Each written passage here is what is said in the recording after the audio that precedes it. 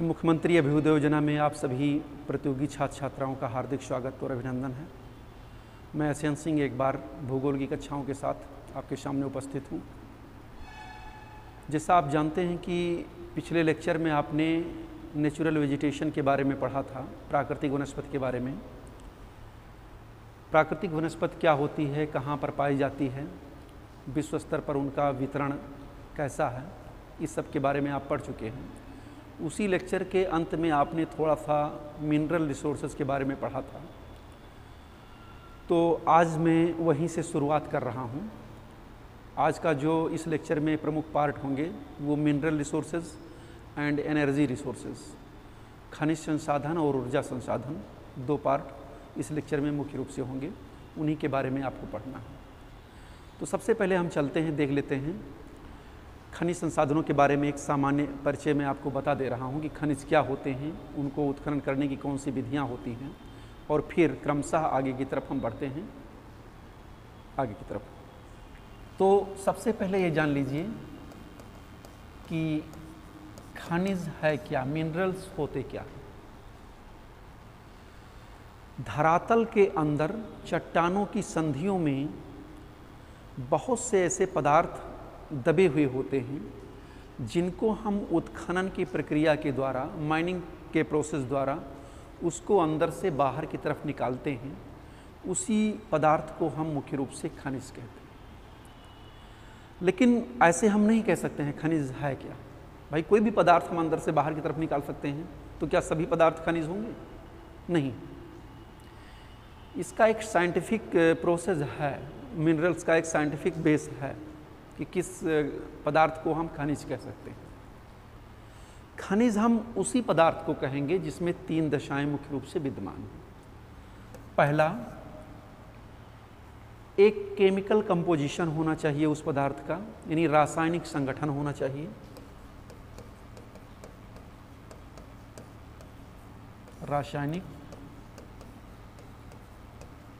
संगठन। दूसरा, उस पदार्थ का एक परमाणुविक संरचना होनी चाहिए।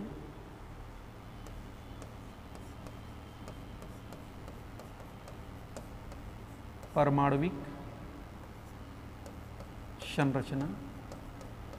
और तीसरी जो विशेषता होती है, यानी उस पदार्थ का अपना कुछ निश्चित भौतिक गुण धर्म होना चाहिए, यानी उसकी अपनी एक क्वालिटी होनी चाहिए।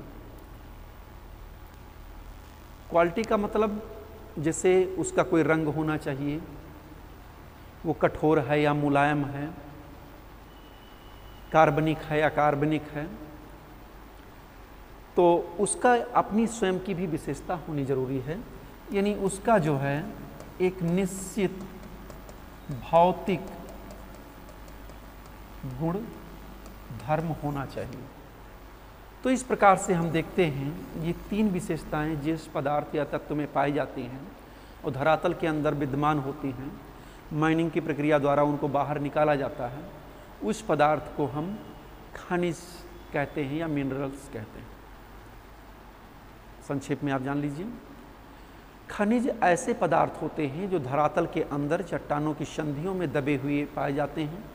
इनका एक भौतिक निश्चित गुण धर्म होता है, रासायनिक संगठन होता है और परमाणुविक संरचना होती है। ऐसे पदार्थों को हम खनिज कहते हैं।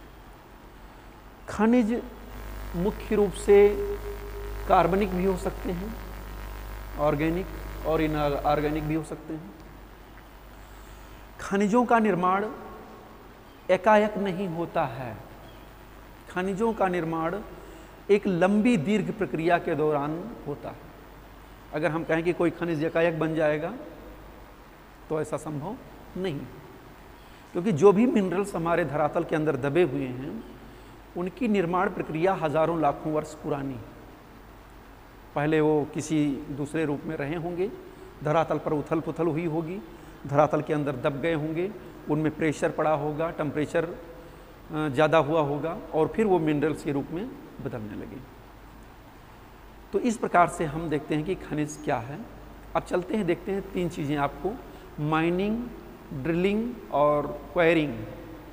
खनन क्या है और खनन के निकालने की क्या विधियां होती हैं। माइनिंग यानी खनन, धरातल के अंदर दबे हुए पदार्थों को अंदर से बाहर निकालने की प्रक्रिया ही खनन या उत्खनन कहलाती है, माइनिंग कहलाती है। जो भी पदार्थ होते हैं धरातल के अंदर, उनको हम बाहर निकालते हैं, उस प्रक्रिया को हम खनन कहते हैं। तो खनन मुख्य रूप से दो प्रकार का होता है, इसकी दो विधि होती है। एक होता है प्रवेधन, ड्रिलिंग,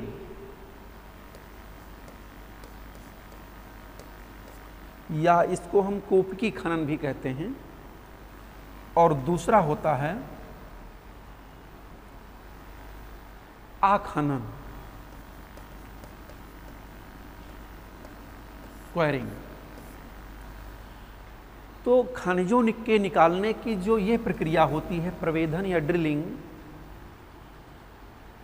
यह तब की जाती है जब धरातल के अंदर कोई पदार्थ बहुत ज़्यादा गहराई में स्थित होता है। अगर मान लीजिए कोई पदार्थ 10 से 12 किलोमीटर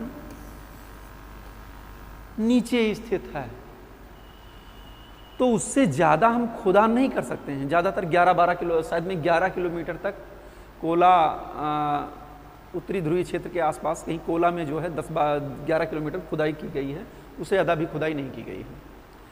तो कहने का मतलब है कि उससे ज़्यादा हम कहें कि लो 300 किलोमीटर तक हम गहराई तक खुदाई कर लें, तो ऐसा संभव नहीं है। तो उस प्रक्रिया के लिए हम प्रवेधन या ड्रिलिंग अपनाते हैं, ड्रिलिंग की प्रक्रिया अपनाते हैं। यानी ड्रिल करके जो है उस पदार्थ को बाहर निकाला जाता है, जिससे कोयला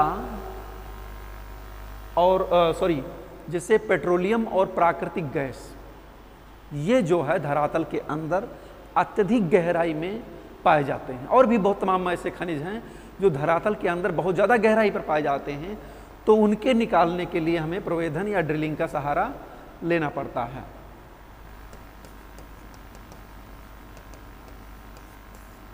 ओके, समझ में आ गया होगा। यानी जो खनिज धरातल के अंदर बहुत ज़्यादा गहराई में स्थित होते हैं, उनके लिए जो हम निकालने की प्रक्रिया अपनाते हैं वो ड्रिलिंग होती है, प्रवेधन कहलाती है। दूसरा होता है आखनन। आखनन या क्वेरिंग, हाँ क्वेरिंग ऐसी प्रोसेस होता है जो धरातल के ऊपरी भाग पर, जैसे मान लीजिए कोई खनिज 100 मीटर, 200 मीटर या 1 किलोमीटर के रेंज के आसपास है, 2-3 किलोमीटर के रेंज के आसपास है, जैसे कोयला है, अभ्रक है, बॉक्साइट है। तो इन सब खनिजों को निकालने के लिए हम खान खोदते हैं, माइनिंग की प्रक्रिया अपनाते हैं।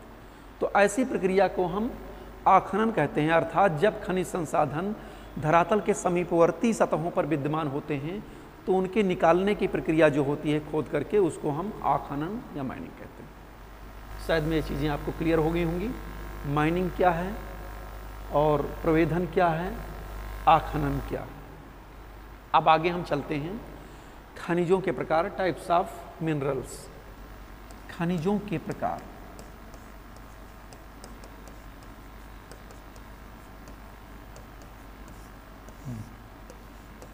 खनिज दो प्रकार के मुख्य रूप से होते हैं। एक धात्विक खनिज,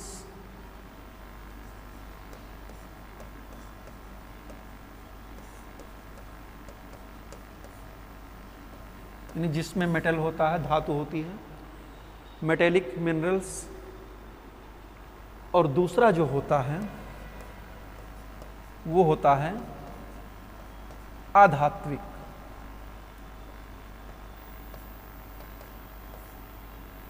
यानी नॉन मेटेलिक। धात्विक खनिज उस खनिज को कहते हैं जिसमें धातु का अंश पाया जाता है, यानी मेटल होता है। जिससे जब खनिज को हम निकालते हैं तो कच्चे पदार्थ के रूप में बाहर निकलता है, और उसको शुद्ध करते हैं तो उससे हमें धातु प्राप्त होती है। धात्विक खनिज जो होते हैं वो कठोर होते हैं, चमकीले होते हैं, और इग्नियस रॉक्स और मेटामॉर्फिक रॉक्स में मुख्य रूप से पाए जाते हैं। आग्नेय और कायांतरित शैलों के संधियों में मुख्य रूप से ये पाए जाते हैं। ये लचीले होते हैं, इनको हम पीट करके किसी दूसरे रूप में भी ढाल सकते हैं। जैसे जब हम आयरन ओर को धरातल से निकालते हैं तो उसमें तमाम अशुद्धियाँ मिली होती हैं, और उसमें जो है तमाम प्रकार के पदार्थों को डाल करके उनका शोधन किया जाता है, तो वो जो है एक कच्चे धातु के रूप में बाहर निकाल ली जाती है। फिर उसको जो है एक सांचे में ढाल दिया जाता है और इस्पात बना दिया जाता है।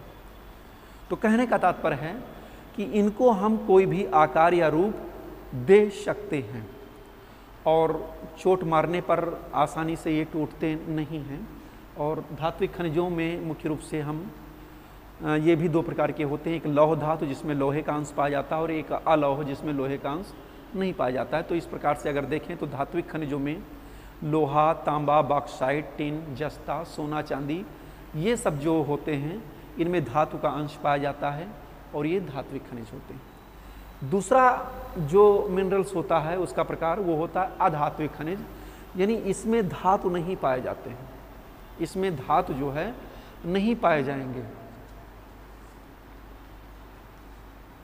इनकी अपनी स्वयं की चमक होती है, ये परतदार चट्टानों में मुख्य रूप से पाए जाते हैं और इन्हें पीट करके हम दूसरा रूप नहीं दे सकते हैं, जैसे कोयला है, पेट्रोलियम है, यूरेनियम है, थोरियम है और उर्वरक के रूप में नाइट्रेट है, फास्फेट है, पोटास है, ठीक है, जिप्सम है, नमक है, गंधक है, ये सब अधात्विक खनिज के रूप में होते हैं, यानी इनमें मेटल नहीं पाया जाएगा, धातु नहीं पाई जाएगी।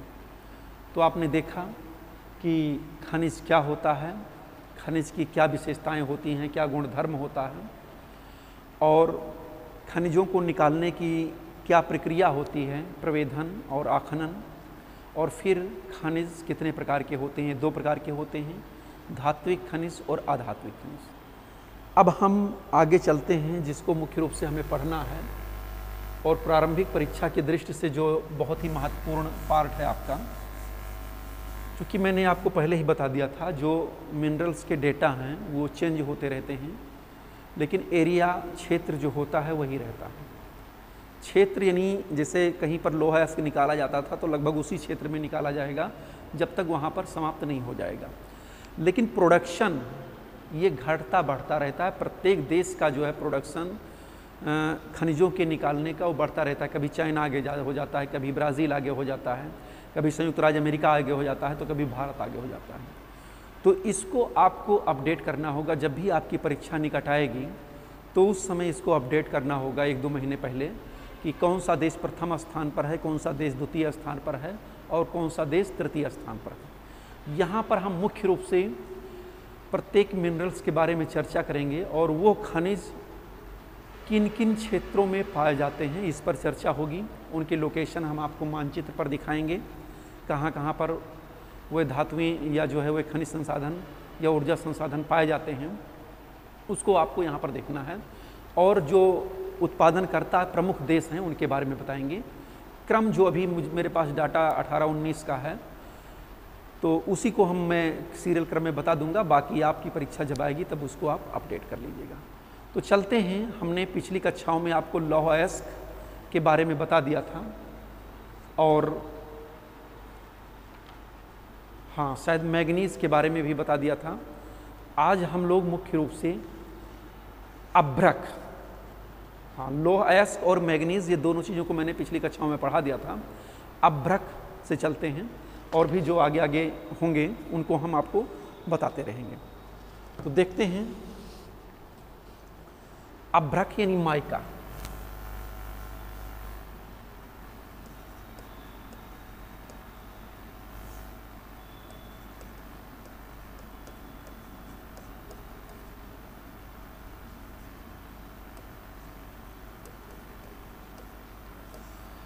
इसके बारे में हम पढ़ेंगे। अभ्रक एक पारदर्शी, कठोर और लचीला पदार्थ होता है। देखिए अभ्रक जो है एक पारदर्शी, कठोर भी होता है और इसमें थोड़ा सा लोचता भी यानी फ्लेक्सिबिलिटी पाई जाती है और मुख्य रूप से ये विद्युत का जो है कुचालक होता है यानी बैड कंडक्टर होता है और इसमें इलेक्ट्रिकल इंसुलेटर के रूप में ये वर्क करता है अभ्रक। तो ज़्यादातर इसका प्रयोग मुख्य रूप से हम विद्युत उपकरण और इलेक्ट्रॉनिक उपकरणों के रूप में करते हैं और अभ्रक की प्राप्ति मुख्य रूप से आग्नेय और कायांतरित चट्टानों में होती है यानी इग्नियस रॉक्स और मेटामॉर्फिक रॉक्स। तो ये मुख्य विशेषताएं मैं बता दे रहा हूँ, बाकी आपको जो पढ़ना है वो किन किन देशों में अभ्रक पाया जाता है और उनके उत्पादन क्षेत्र कौन कौन से हैं, इन्हीं के बारे में मुख्य रूप से पढ़ना है। तो मैं बता दिया था कि ये पारदर्शी होता है, कठोर और लचीला भी होता है और ये विद्युत का कुचालक होता है और ज़्यादातर इसका प्रयोग विद्युत और इलेक्ट्रॉनिक उपकरणों के रूप में करते हैं। और धरातल के नीचे ये जो है आग्नेय और कायांतरिक शैलों में अभ्रक पाया जाता है। अभ्रक की मुख्य रूप से 3 किस्में होती हैं। एक होता है श्वेत अभ्रक,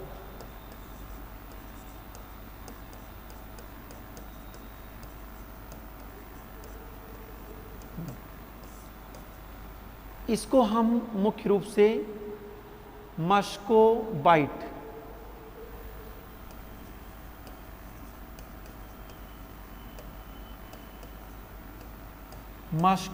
के नाम से जानते हैं। और ये है अभ्रक, ये जो है श्वेत रंग का होता है और इसको हम रूबी अभ्रक के भी नाम से जानते हैं। इसका एक दूसरा नाम है रूबी अभ्रक। यानी अभ्रक की 3 प्रजातियां होती हैं।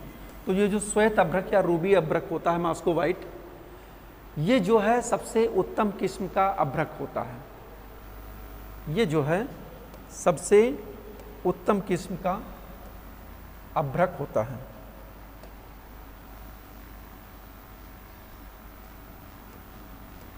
मस्कोबाइट ये सबसे उत्तम किस्म का अभ्रक होता है।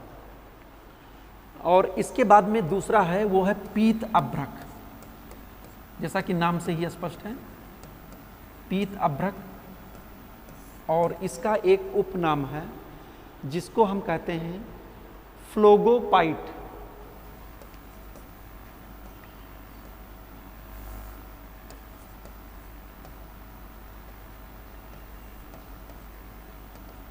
फ्लोगोपाइट। और ये मध्यम श्रेणी का अभ्रक होता है। और एक तीसरा होता है जिसको हम कहते हैं श्याम अभ्रक। इसका एक वैज्ञानिक उपनाम है, उसको हम कहते हैं बायोटाइट। ओके, तो ये 3 प्रकार के अभ्रक होते हैं। आपको जानना होगा कि ये जो रूबी अभ्रक या मस्कोबाइट होता है, ये सबसे उत्तम कोटि का जो है अभ्रक माना जाता है। अब हम चलते हैं कि इस अभ्रक का उत्पादन क्षेत्र कहाँ कहाँ पर है।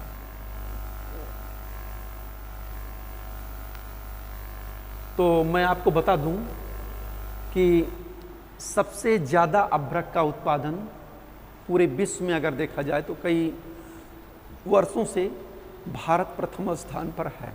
तो पहले नंबर पर क्या होगा? भारत। भारत में छोटा नागपुर का जो पठारी क्षेत्र है,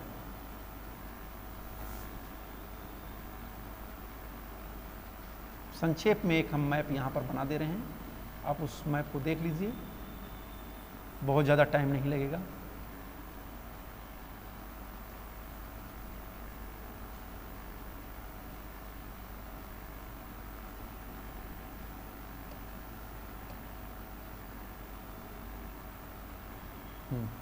ये जो क्षेत्र भारत का है, छोटा नागपुर पठार, जो विश्व के खनिजों का भंडार के रूप में भी जाना जाता है भारत में, इस क्षेत्र में अभ्रक मुख्य रूप से ज़्यादा मात्रा में पाया जाता है। सबसे ज़्यादा अभ्रक झारखंड में पाया जाता है। यहाँ पर अभ्रक के झारखंड, आंध्र प्रदेश और राजस्थान मुख्य रूप से अभ्रक उत्पादन के क्षेत्र हैं। झारखंड में कोडरमा, गया, हजारीबाग 3 जिले हैं। यहाँ पर कोडरमा, गया और हजारीबाग, ये एक पेटी के रूप में, अभ्रक पेटी के रूप में विश्व विख्यात हैं। सबसे ज़्यादा पूरे भारत में सबसे ज़्यादा इसी पेटी में जो है अभ्रक का उत्पादन किया जाता है। ये क्षेत्र है, अगर ऐसे देखेंगे तो ये एक पेटी के रूप में ये अभ्रक यहाँ पर विद्यमान है। लगभग 140 किलोमीटर लंबी और 25 किलोमीटर चौड़ी ये अभ्रक की पेटी पाई जाती है। तो ये याद रखना, ये परीक्षाओं में पूछा गया है कि कोडरमा किसके लिए फेमस है, तो कोडरमा जो है अभ्रक उत्पादन के लिए फेमस है और ये जो है भारत में पड़ता है। ये बहुत ही प्रसिद्ध पेटी है। दूसरा जो अभ्रक का उत्पादक क्षेत्र है वो है आंध्र प्रदेश। भारत में दूसरा जो उत्पादक राज्य है वो है आंध्र प्रदेश। आंध्र प्रदेश में नल्लौर जिला जो है वो अभ्रक के उत्पादन का प्रमुख केंद्र है। नल्लौर और विशाखापट्टनम, यानी आप मानचित्र में देखेंगे तो ये जो क्षेत्र है ये अभ्रक का द्वितीय उत्पादक क्षेत्र है। पहला ये हो गया, ये थोड़ा सा और ऊपर होगा यहाँ पर, और दूसरा जो है ये हो जाएगा, यानी नल्लौर और विशाखापट्टनम, ये क्षेत्र जो है आंध्र प्रदेश के हैं। यहाँ पर भी एक पेटी के रूप में ये पाई जाती है। लगभग 100 किलोमीटर लंबी और 20 से 30 किलोमीटर चौड़ी पेटी यहाँ पर पाई जाती है। यानी यहाँ पर जो है 100 किलोमीटर लंबी और 20 से 30 किलोमीटर चौड़ी पेटी के रूप में आंध्र प्रदेश में भी अभ्रक का उत्पादन होता है। इसके बाद में है राजस्थान। तीसरी मुख्य पेटी जो अभ्रक की पाई जाती है भारत में, वो ये क्षेत्र है राजस्थान। तो यहाँ पर भी जो है राजस्थान में उदयपुर और भीलवाड़ा, अजमेर,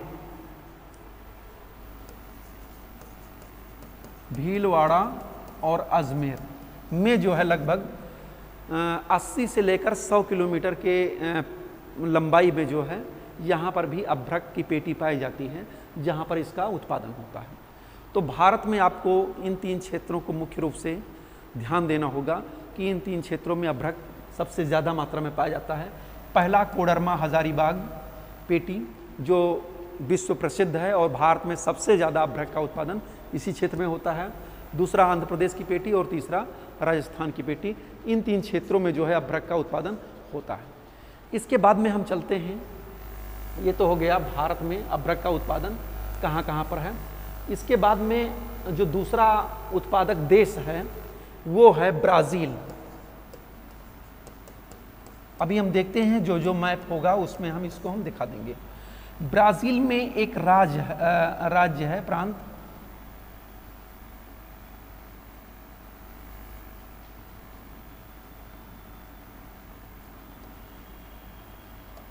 जिसको हम मिनास जिरास राज्य कहते हैं। ये है ब्राज़ील का मैप दक्षिणी अमेरिका में, और ये है ब्राज़ील का पठार। यहीं पर मिनास जिरास राज्य की स्थिति है, और मिनास जिरास राज्य में जो है अभ्रक का प्रोडक्शन होता है। यहाँ पर अटलांटिक तट के सहारे लगभग 480 किलोमीटर लंबाई में एक पेटी विद्यमान है, अभ्रक की पेटी, जहाँ पर इसका प्रोडक्शन होता है, लेकिन छिटपुट रूप में होता है, या नहीं कि लगातार पाया जाता है। और इसी मिनास जिरास राज्य में ही लोहे का भी प्रोडक्शन होता है। मैंने बताया था कि लोहे के प्रोडक्शन में भी और माइका के प्रोडक्शन में ये दोनों में अग्रणी है। तो यहाँ पर जो है इसके अतिरिक्त साओ पोलो, मिनास जिरास राज्य, साओ पोलो, पैरेबो, इन क्षेत्रों में जो है अभ्रक का प्रोडक्शन मुख्य रूप से किया जाता है। तो ये दूसरा हो गया ब्राज़ील।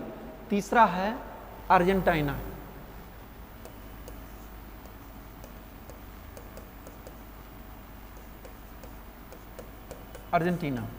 अर्जेंटीना में एक क्षेत्र है सियरा कार्डोबा, नोट कर लीजिए, सियरा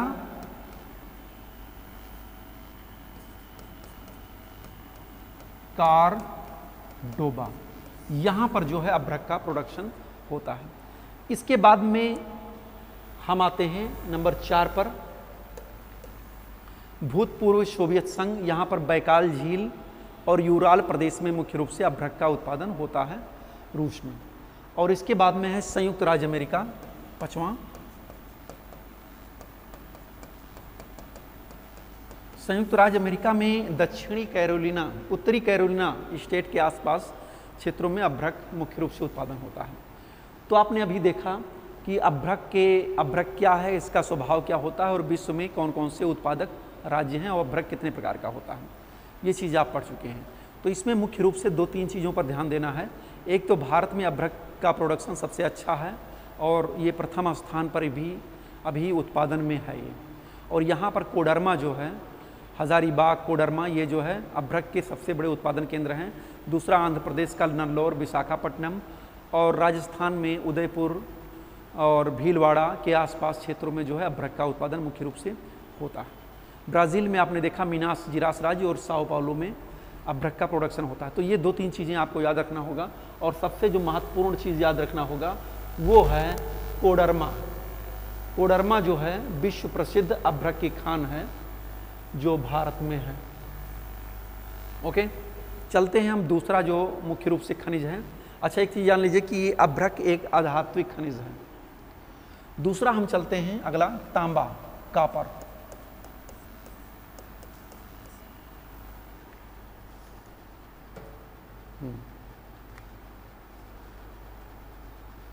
चलिए, कॉपर,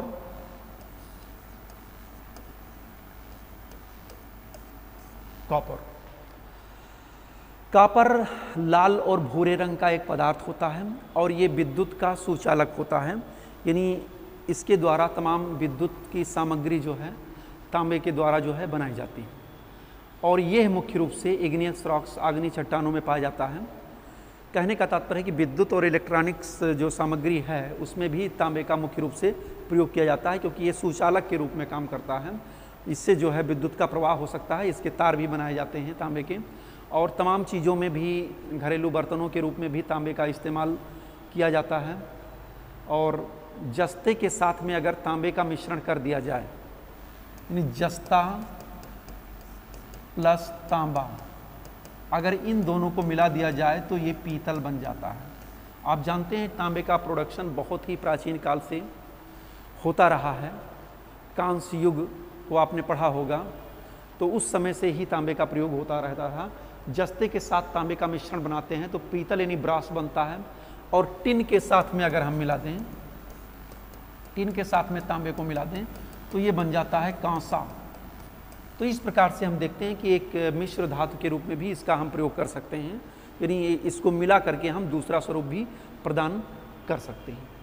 चलते हैं, इसमें बहुत ज़्यादा खास नहीं है। सबसे ज़्यादा प्रोडक्शन वाला जो एरिया है वो मैं बता दे रहा हूँ कि सबसे ज़्यादा तांबा विश्व में कहाँ पाया जाता है। तो नंबर 1 है चिली।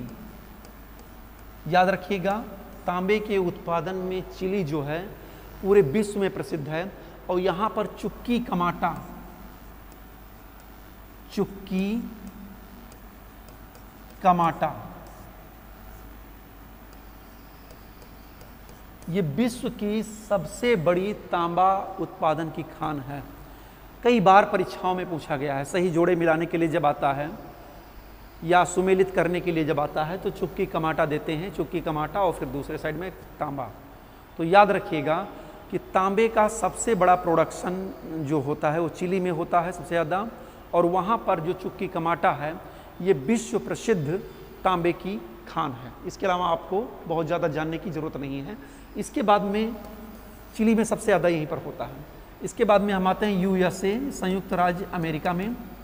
संयुक्त राज्य अमेरिका के एरिज़ोना प्रांत में और मोंटाना की बीटो खान, 2 चीज़ें हैं, एरिज़ोना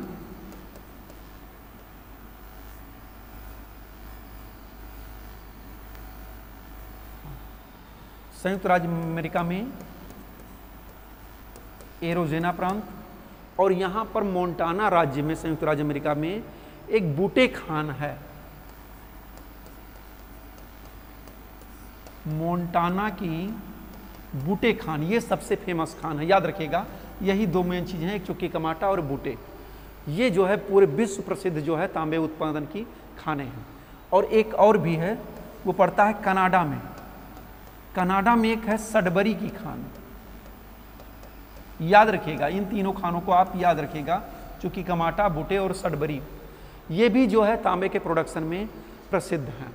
इसके बाद में ऑस्ट्रेलिया आ जाता है चौथे नंबर पर।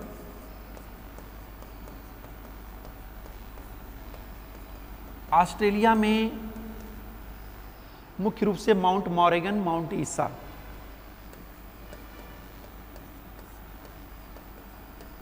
माउंट मॉरेगन और माउंट ईसा, यहाँ पर जो है तांबे का प्रोडक्शन होता है। आपको 3 चीज़ें याद रखनी हैं तांबे के प्रोडक्शन में। एक तो चुक्की कमाटा, दूसरा मोंटाना राज्य संयुक्त राज्य अमेरिका में बूटे खान, और तीसरा कनाडा की सडबरी। ये तीनों जो है विश्व प्रसिद्ध तांबा के उत्पादन के, कॉपर के उत्पादन के प्रमुख क्षेत्र हैं। और इस चीज़ को मैं बता चुका हूँ अगला चलते हैं, और भी है 2 क्षेत्र और भी हैं, जैसे ये 3 तो प्रमुख हैं। कुछ एक जायरे पड़ता है, कांगो, जायरे या कांगो। यहाँ पर है कटंगा, नाम याद रखिएगा, कटंगा क्षेत्र, ये भी चांदी के उत्पादन में बहुत ही प्रसिद्ध है। और इसके बाद में अगला क्रम आता है दक्षिणी अफ्रीका का। दक्षिणी अफ्रीका में ट्रांसवाल क्षेत्र है। अगर हम विश्व का अफ्रीका का मानचित्र ऐसे बनाएं तो ये जो क्षेत्र है, ये ड्रेकेंसवर्ग पर्वतमाला दक्षिणी अफ्रीका में, उस क्षेत्र में जो है मुख्य रूप से तांबा का उत्पादन होता है। ट्रांसवाल और केप प्रांत में 2 जगहों पर, एक ट्रांसवाल और दूसरा केप प्रांत। तो एक बार मैं फिर से बता दूं आपको, चुक्की कमाटा, बूटे, शडबरी, कटंगा, इन चारों को आप याद रखेंगे तो परीक्षा में से अगर तांबे के क्षेत्र के बारे में आता है तो इतनी चीज़ें आपकी क्लियर हो जाएंगी। अब चलते हैं, हम विश्व में आपको बता दे रहे हैं कि तांबे का उत्पादन किन क्षेत्रों में होता है। यह है विश्व का प्रमुख तांबा उत्पादक क्षेत्र। मैंने बताया था दक्षिणी अफ्रीका, हाँ पहला देख लीजिए, चिली, ये यहाँ पर है। चुक्की कमाटा खान दिखाई दे रहा होगा, चिली यहाँ पर है। चुक्की कमाटा खान विश्व प्रसिद्ध तांबे का उत्पादन है। उसके बाद में पेरू में भी थोड़ा बहुत होता है, अर्जेंटीना में होता है। फिर दक्षिणी अफ्रीका में यहाँ जाम्बिया, जो कटंगा क्षेत्र भी मैंने बताया था, और फिर इधर छिटपुट टर्की, ईरान और Bharat, Philippines, Indonesia, Papua New Guinea, इन सब क्षेत्रों में छिटपुट रूप में तांबे का उत्पादन होता है। लेकिन जो मैंने 4 खानें बताई हैं वो पूरे विश्व में प्रसिद्ध हैं, उनको आप याद रखिएगा। तो शायद में क्लियर हो गया होगा और आप विश्व के मानचित्र पर भी तांबा उत्पादक क्षेत्रों को देख रहे हैं। संयुक्त राज्य अमेरिका में ये एरिज़ोना प्रांत में जो है तांबे का उत्पादन, कनाडा में छिटपुट रूप में भी मिलता है। तो आगे चलते हैं हम।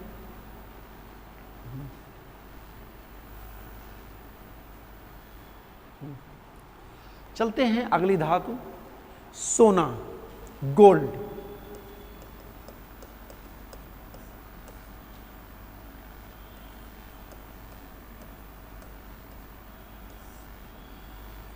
सोना आप जान रहे हैं कि बहुमूल्य धातुओं में सोना और चांदी की गिनती की जाती है और इसको हम एक अंतर्राष्ट्रीय मुद्रा के रूप में भी जानते हैं। इसकी पहचान सोने की है अंतर्राष्ट्रीय मुद्रा के रूप में। ये पीले रंग का होता है और ये जहाँ पर चांदी या हीरा इनकी खानें हैं उसी के आसपास क्षेत्रों में भी ये सोना मुख्य रूप से पाया जाता है। सोने का उपयोग आप जानते हैं ज़्यादातर स्त्रियों के आभूषण के रूप में इसका प्रयोग किया जाता है। फिर भी कुछ लोग अपने साज सज्जा शौकीन के लिए अंगूठी और तमाम गहनों के रूप में इसका प्रयोग करते हैं। बहुत से लोग इसके दांतों की बंधाई के रूप में या दांतों को लगवाने के रूप में भी सोने का इस्तेमाल करते हैं। सोना मुख्य रूप से मैंने बताया था, ये धातुएं जो होती हैं आग्नेय और कायांतरिक यानी इग्नियस रॉक्स और मेटामॉर्फिक रॉक्स वाले चट्टाने वाले क्षेत्रों में जो है मुख्य रूप से सोना पाए जाते हैं, सोना पाया जाता है। और भी ये जो है कुछ डिपॉजिट जैसे नदियों के बालू मिट्टी वाले क्षेत्र में भी पाए जाते हैं। सोना भी 2 प्रकार का होता है, एक पठारी सोना, एक मैदानी सोना। पठारी क्षेत्रों में उत्खनन के द्वारा प्राप्त सोना को हम पठारी सोना कहते हैं और कुछ मैंने बताया बालू और चीका प्रधान क्षेत्रों में भी कुछ सोने के अंश पाए जाते हैं। अभी मैं बताऊंगा कहाँ कहाँ पर इसका प्रोडक्शन होता है। तो उसको हम एलुवियल और क्या कहते हैं पेनिनसुला गोल्ड के नाम से जानते हैं। ओके, तो आगे हम चलते हैं कि सोने का उत्पादन विश्व में कहाँ कहाँ पर होता है। ज़्यादा इसमें देखना नहीं है कौन सा खनिज है और उसके प्रोडक्शन एरिया कौन कौन से हैं। तो सबसे पहले हम चलते हैं, पहला है दक्षिणी अफ्रीका, साउथ अफ्रीका। दक्षिणी अफ्रीका बहुत दिनों तक सोने के उत्पादन में पूरे विश्व में अग्रणी रहा है, लेकिन अब सोने का उत्पादन चीन में सबसे ज़्यादा होता है। टोटल प्रोडक्शन चीन, ऑस्ट्रेलिया और रूस में होता है, लेकिन दक्षिणी अफ्रीका चूँकि सोने के उत्पादन के लिए बहुत ही फेमस है। मैं आपको बता दूं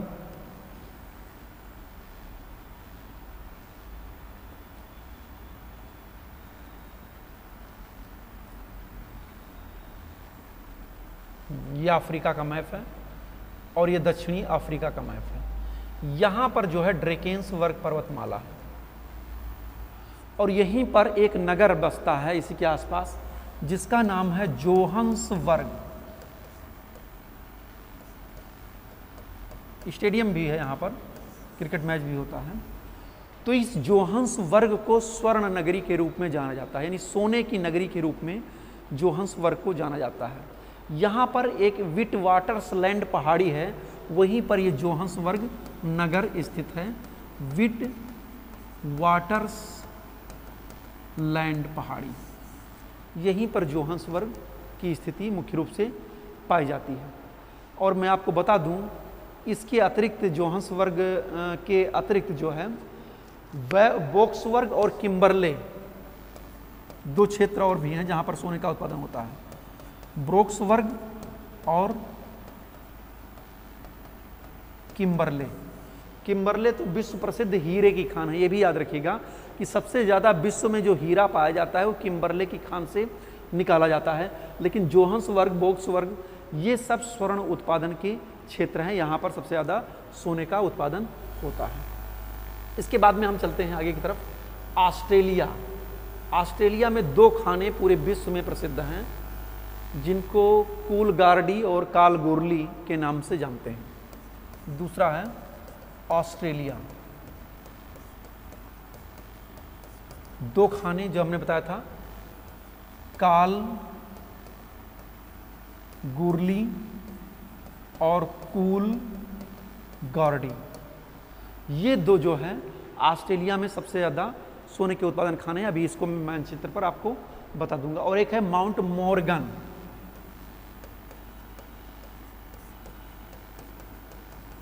यहाँ पर भी सोना का प्रोडक्शन होता है। तो आपने देखा ऑस्ट्रेलिया में कूलगार्डी, कालगोरली और कूलगार्डी, ये दो जो है सोने के सबसे प्रसिद्ध उत्पादक क्षेत्र माने जाते हैं। पूरे विश्व में ये फेमस हैं, इसीलिए ऑस्ट्रेलिया वर्तमान समय में सोने के प्रोडक्शन में आगे की तरफ बढ़ रहा है, दूसरा स्थान विश्व में ये रखता है।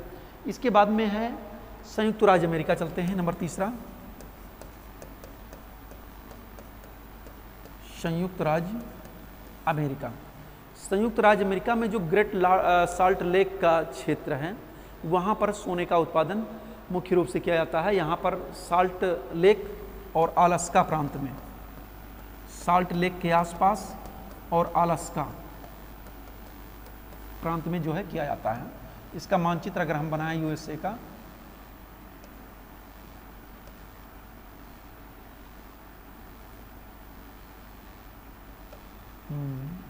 ये संयुक्त राज्य अमेरिका हो गया।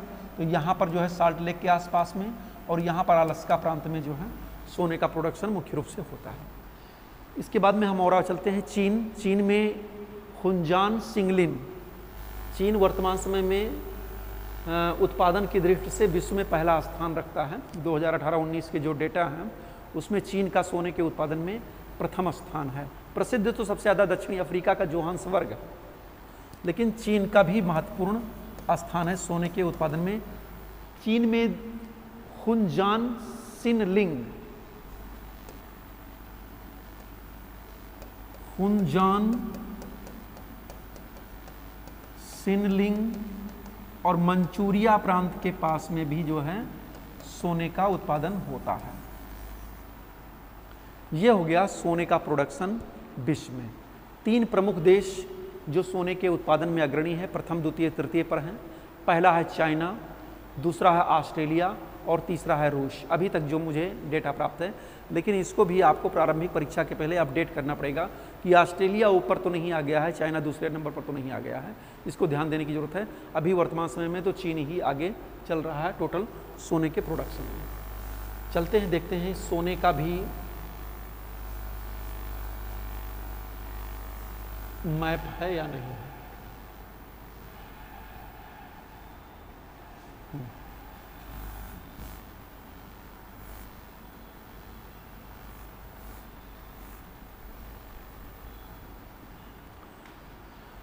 चलिए आगे चलते हैं। चांदी, चांदी धातु मुख्य रूप से सिल्वर,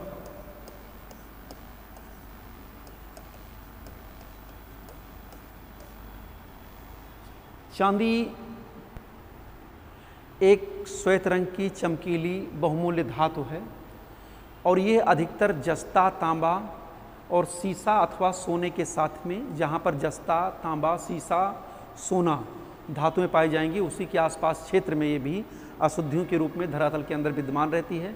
इसको निकाल करके इसका शोधन किया जाता है और फिर जो है इससे बहुमूल्य धातुएं मिलाई जाती हैं। मेटेलिक है, इसको भी सांचे में ढाल करके विभिन्न प्रकार के जेवरात, गहने मुख्य रूप से बनाए जाते हैं। चांदी का प्रयोग ज़्यादातर सिक्कों के रूप में किया जाता है। सिक्कों का प्रचलन भी चांदी के सिक्कों के रूप में है और आभूषण जो भी पायल है, बिच्छू है और भी स्त्रियों के गहने हैं, कमर की पेटी है, ये सब भी बहुत से लोग चांदी के रूप में बनाते हैं और सजावटी सामग्रियों के रूप में भी चांदी का मुख्य रूप से प्रयोग किया जाता है।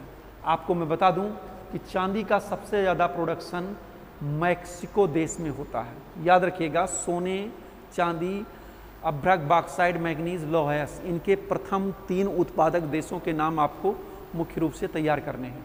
तो मैं आपको बता दूं, चांदी का जो पहला उत्पादक देश है वो है मैक्सिको और मैं बता दूं ये भी विश्व में प्रथम स्थान पर इस समय चांदी के उत्पादन में। पहला मैक्सिको, दूसरा पेरू और तीसरा चीन।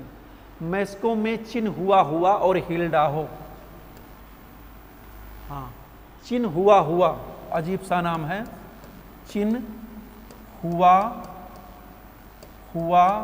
और हिल्डाहो, ये दो जो है मैक्सिको में चांदी के उत्पादन के प्रमुख क्षेत्र हैं। इनको आप तैयार कर लीजिएगा, परीक्षा में सही जोड़े के रूप में और कई बार पूछा गया है। चांदी का उत्पादन विश्व में सबसे ज़्यादा कहाँ पर होता है, तो मैक्सिको में होता है। चिन्हुआ और हिल्डाहो में सबसे ज़्यादा चांदी का प्रोडक्शन होता है। दूसरा है ऑस्ट्रेलिया, दूसरा उत्पादक देश चांदी का है ऑस्ट्रेलिया। ऑस्ट्रेलिया में ब्रोकन हिल्स, माउंट ईसा और कालगुरली, मैंने बताया था माउंट ईसा, ब्रोकन हिल्स और कालगुरली, इस क्षेत्र में जो है चांदी का प्रोडक्शन ऑस्ट्रेलिया में होता है। इसके बाद में आते हैं अगला नंबर कनाडा।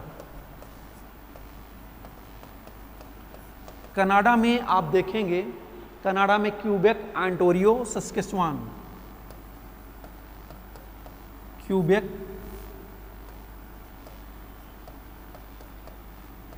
ऑन्टारियो और सस्केचुआन, इन क्षेत्रों में जो है चांदी का उत्पादन होता है। और फिर एक देश का नाम और हम बता दे रहे हैं, साउथ अफ्रीका, जिसको बारे में भी मैंने बताया था। यहाँ पर ट्रांसवाल और नेटाल, दक्षिणी अफ्रीका, यहाँ पर ट्रांसवाल और नेटाल प्रांत में चांदी का उत्पादन होता है। तो आप चांदी की क्या विशेषता होती है और चांदी का उत्पादन किन देशों में होता है उनको आप मुख्य रूप से जान गए। लेकिन मैं एक बार फिर बता दूं, चांदी के प्रोडक्शन में नंबर 1 पर मैक्सिको, नंबर 2 पर है पेरू और नंबर 3 पर है चीन। ये 3 देशों का क्रम आप याद रखिएगा, प्रथम, द्वितीय, तृतीय। कभी कभी जो है 4-4 विकल्प, 4-4 ऑप्शन देते हैं, कभी पेरू को पहले, कभी चीन को पहले, कभी मैक्सिको को पहले, तो ये क्रम आपको याद रखना होगा। लेकिन परीक्षा से पूर्व मैंने बता दिया कि डेटा फिर से आपको अपडेट करना होगा, क्योंकि खनिज संसाधन और ऊर्जा संसाधन के जो उत्पादक देश हैं उनका क्रम उत्पादन में बदलता रहता है। ये 6 महीने पर भी बदल सकता है और 1 साल पर भी बदल सकता है। आगे चलते हैं हीरा। चांदी के बाद में हीरे का प्रोडक्शन कहाँ कहाँ पर होता है।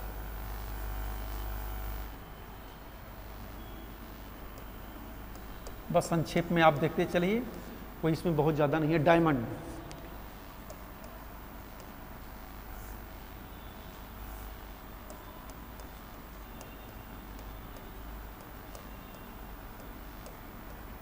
डायमंड,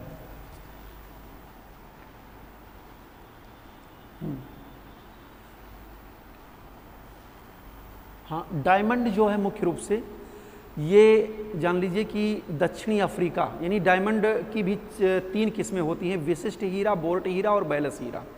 और ये भी एक पारदर्शी रत्न है जो रासायनिक रूप से कार्बन का शुद्धतम रूप है, और ये कठोर होता है, यानी ट्रांसपेरेंट भी होता है, कठोर भी होता है। इसकी 4 किस्में होती हैं, विशिष्ट, बोर्ट और बैलस और कार्बनेटो। आपको केवल इसमें ये जान लेना है कि इसके उत्पादक क्षेत्र कौन कौन से हैं, कहाँ कहाँ पर इनका प्रोडक्शन मुख्य रूप से होता है। तो हीरे के लिए आपको फिर से हम ले चलेंगे वही जो भी मैंने बताया था, दक्षिणी अफ्रीका। सबसे प्रमुख उत्पादक देश हीरे का जो है, डायमंड का, वो है दक्षिणी अफ्रीका। और यहाँ पर विश्व प्रसिद्ध खान है जिसको हम कहते हैं किम्बरले। याद रखिएगा, सोना भी यहाँ पर पाया जाता है, लेकिन किम्बरले हीरे के लिए फेमस है, और जोहान्सबर्ग जो है वो सोने के उत्पादन के लिए प्रसिद्ध है। और इसके अतिरिक्त जोहान्सबर्ग और केपटाउन में भी हीरा पाया जाता है। जोहान्सबर्ग और केपटाउन सबसे प्रसिद्ध जो है वो किम्बरले जो है हीरे की प्रसिद्ध खान है। इसके बाद में कांगो और जायरे दूसरा देश है, कांगो या जायरे। हमने बताया था ये तांबे का भी उत्पादक क्षेत्र है, और यहाँ पर जो है कटंगा, जान लीजिए कटंगा क्षेत्र का जो डेवलपमेंट है अफ्रीका में, वो तांबे और हीरे के प्रोडक्शन के कारण ही उस क्षेत्र का डेवलपमेंट हुआ है, ये भी आप ध्यान रखिएगा।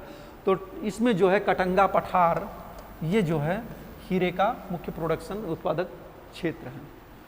अब चलते हैं भारत। आप जान लीजिए भारत में 2 खानें हैं हीरे की, पन्ना और गोलकुंडा। याद रखिएगा, पन्ना और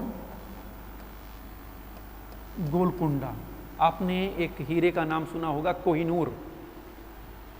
आप इतिहास उसका पढ़ेंगे तो गोलकुंडा की खान से जो है वो मुख्य रूप से उसको निष्कर्षित किया गया था। तो ये हो गया हीरे का उत्पादन क्षेत्र। आप मुख्य रूप से दक्षिणी अफ्रीका में किम्बरले, ओके, कांगो जायरे में कटंगा पठार, और भारत में पन्ना गोलकुंडा, इनको याद रखेंगे। ये हीरे के प्रमुख प्रोडक्शन क्षेत्र हैं। आगे हम चलते हैं टिन। अगली धातु है जो है, हाँ, अगला खनिज संसाधन है वो है टिन।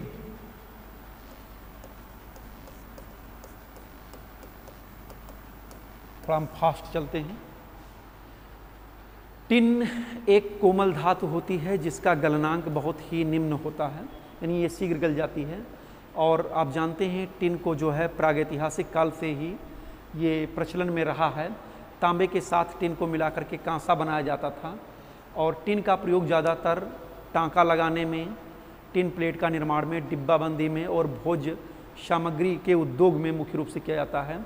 यह मोटर, वायुयान, सोल्डरिंग और विद्युत उद्योगों के साथ साथ विभिन्न प्रकार के रासायनिक उद्योगों में भी टिन का प्रयोग किया जाता है। टिन के ज़्यादातर जमाव जो हैं वो नदी घाटी क्षेत्रों में प्लेसर डिपॉजिट में मुख्य रूप से मिलते हैं। विश्व का 80% टिन का प्रोडक्शन जो है ज़्यादातर प्लेसर डिपॉजिट में ही मिलता है। आपको मैं बता दूं कि टिन जो है मुख्य रूप से जो सबसे ज़्यादा उत्पादन करता क्षेत्र है वो है मलेशिया।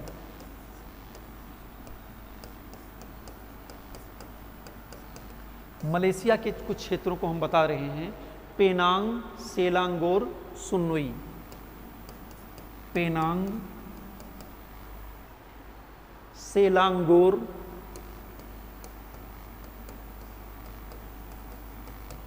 और एक है सुनगेई। चलिए, दूसरा है ऑस्ट्रेलिया। टिन के प्रोडक्शन में ऑस्ट्रेलिया। ऑस्ट्रेलिया में ये तस्मानिया और टिंगहा, तस्मानिया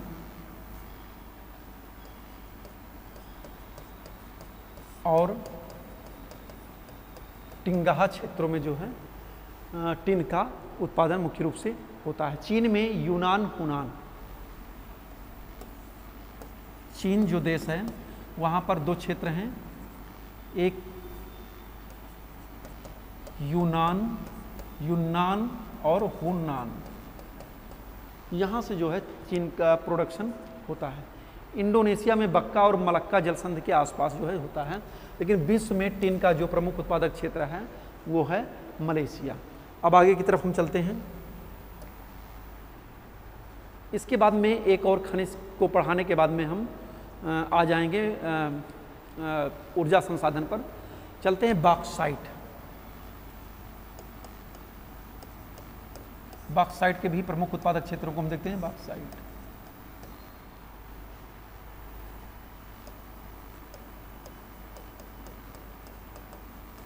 हाँ, बॉक्साइट मुख्य रूप से ये जो है एल्युमिनियम जो अयस्क है वो बॉक्साइट से ही प्राप्त होता है,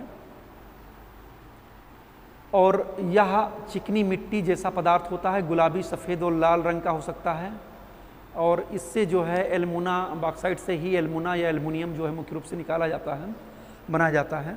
मुलायम और कठोर दोनों रूप में होता है। रेल परिवहन के उपकरण, कंटेनर, जलयान, वायुयान तथा स्वचालित वाहनों के निर्माण में प्रयोग होता है। विद्युत के तार और संचार उद्योग में भी इसका प्रयोग मुख्य रूप से किया जाता है। तो ये मैंने बता दिया बॉक्साइट के बारे में, क्या इसकी विशेषता होती है। हमें केवल मतलब है देश कौन कौन से प्रमुख हैं और उनका उत्पादन क्षेत्र कहाँ कहाँ पर है। तो याद रखिएगा, ऑस्ट्रेलिया जो है वो बॉक्साइट के उत्पादन में प्रमुख स्थान रखता है।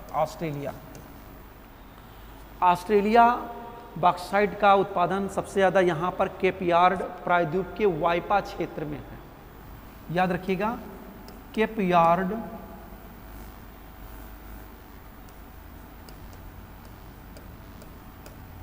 प्रायद्वीप के वाइपा क्षेत्र में है। इसको आप मानचित्र में देखिएगा और याद रखिएगा, परीक्षाओं में पूछा जा सकता है कि वाइपा क्षेत्र किसके लिए प्रसिद्ध है। तो याद रखिएगा कि वाइपा क्षेत्र जो है ऑस्ट्रेलिया में है और वो बॉक्साइट उत्पादन के लिए प्रसिद्ध है।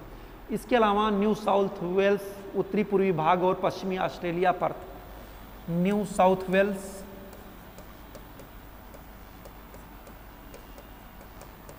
पश्चिमी ऑस्ट्रेलिया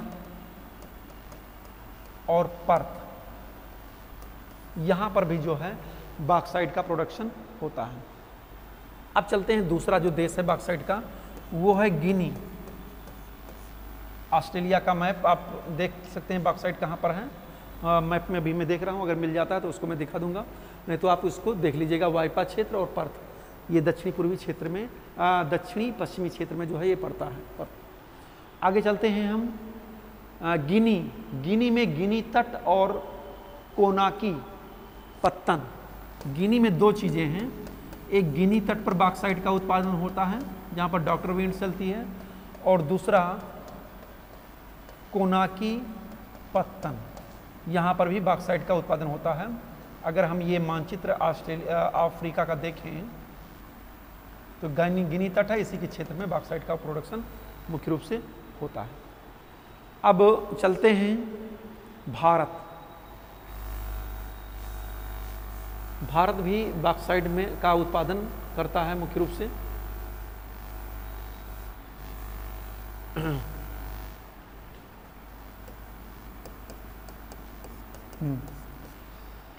भारत में क्या कहते हैं, मध्य प्रदेश, छत्तीसगढ़, झारखंड, उड़ीसा, महाराष्ट्र, इन क्षेत्रों में बॉक्साइट का उत्पादन होता है। मध्य प्रदेश, एमपी, छत्तीसगढ़, उड़ीसा, महाराष्ट्र। अब चलते हैं भूतपूर्व सोवियत संघ में, एक है कोला प्रायद्वीप, यहाँ पर भी बॉक्साइट का उत्पादन मुख्य रूप से होता है। मैं मानचित्र में देखता हूँ, ये सब खनिज संसाधन अगर मिल जा रहे हैं तो इनको मैं उनकी स्थिति तुरंत में बता दे रहा हूँ कहाँ कहाँ पर है।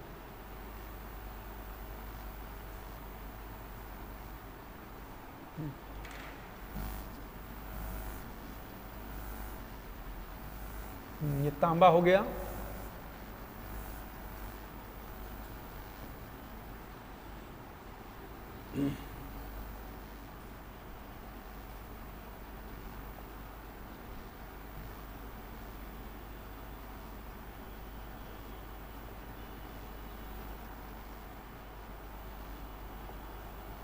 खाली इसमें। अगला पार्ट हम चलेंगे,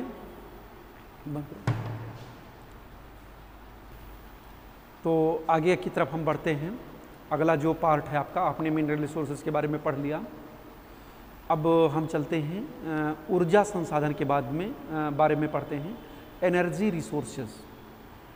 आप जानते हैं कि ऊर्जा का दिन प्रतिदिन प्रत्येक परिस्थिति में मनुष्य को आवश्यकता पड़ती है, चाहे वो शरीर का संचालन हो, चाहे एक स्थान से दूसरे स्थान पर मनुष्य का गमनागमन हो, चाहे मोटर के माध्यम से, चाहे कार के माध्यम से, चाहे दोपहिया वाहन के माध्यम से, कहीं ना कहीं हमको एनर्जी की ज़रूरत पड़ती है, या जो भी संसाधनों का हम प्रयोग करते हैं उसको एक एनर्जी की ज़रूरत पड़ती है।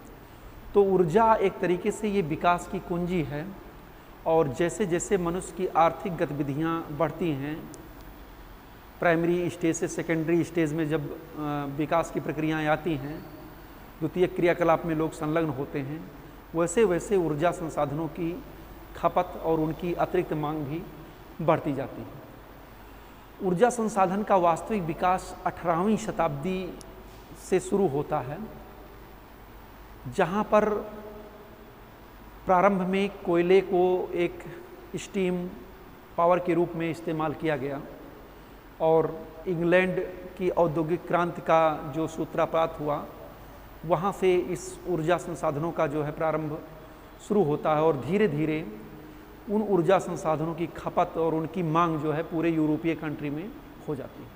इसके पश्चात वो विभिन्न देशों में मुख्य रूप से ऊर्जा संसाधनों की खपत होने लगती है। तो पहले कोयला के रूप में हम ज़्यादातर इस्तेमाल करते थे, उसके बाद में जब पेट्रोलियम संसाधनों को खोज निकाला गया, प्राकृतिक गैस को खोज निकाला गया, तो कोयला के स्थान पर पेट्रोल ने उसका स्थान ले लिया, और फिर कालांतर में परमाणु ऊर्जा ने उसका स्थान ले लिया, और वर्तमान समय में धीरे धीरे जैसे जैसे हमारे ऊर्जा के परंपरागत स्रोत खत्म होते जा रहे हैं, वैसे वैसे जो ऊर्जा के नवीकरणीय स्रोत हैं उनका हम विकास और उन पर जो है रिसर्च करना प्रारंभ कर दिए हैं। प्रेजेंट टाइम में सौर ऊर्जा, जल विद्युत ऊर्जा, पवन ऊर्जा, धाराओं और लहरों के द्वारा ऊर्जा का उत्पादन होना प्रारंभ हो गया है। तो चलिए आज हम पढ़ते हैं ऊर्जा संसाधन के बारे में, और इसमें हम देखते हैं कि ऊर्जा संसाधन मुख्य रूप से इसको हम एनर्जी रिसोर्सेज को दो पार्ट में डिवाइड करते हैं। एक है परंपरागत स्रोत,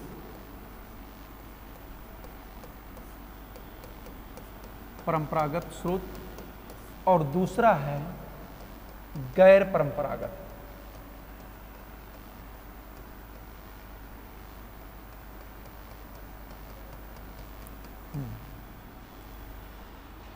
परंपरागत स्रोत जो हैं वो भी दो प्रकार के हैं। एक ऊर्जा के परंपरागत स्रोत जीवाश्म ईंधनों के रूप में, यानी जीवाश्म ऊर्जा, जिसमें आता है आपका कोयला, खनिज तेल या पेट्रोलियम,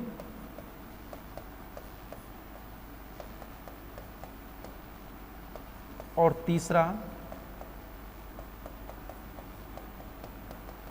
प्राकृतिक गैस। गैर परंपरागत स्रोतों में, अच्छा दूसरा इसमें एक है परमाणु ऊर्जा।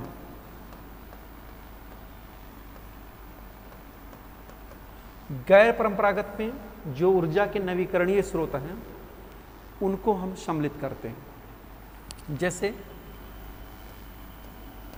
पवन ऊर्जा,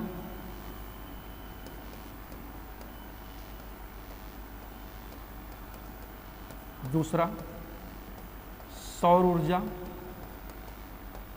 तीसरा भूतापीय ऊर्जा, और चौथा ज्वारीय ऊर्जा।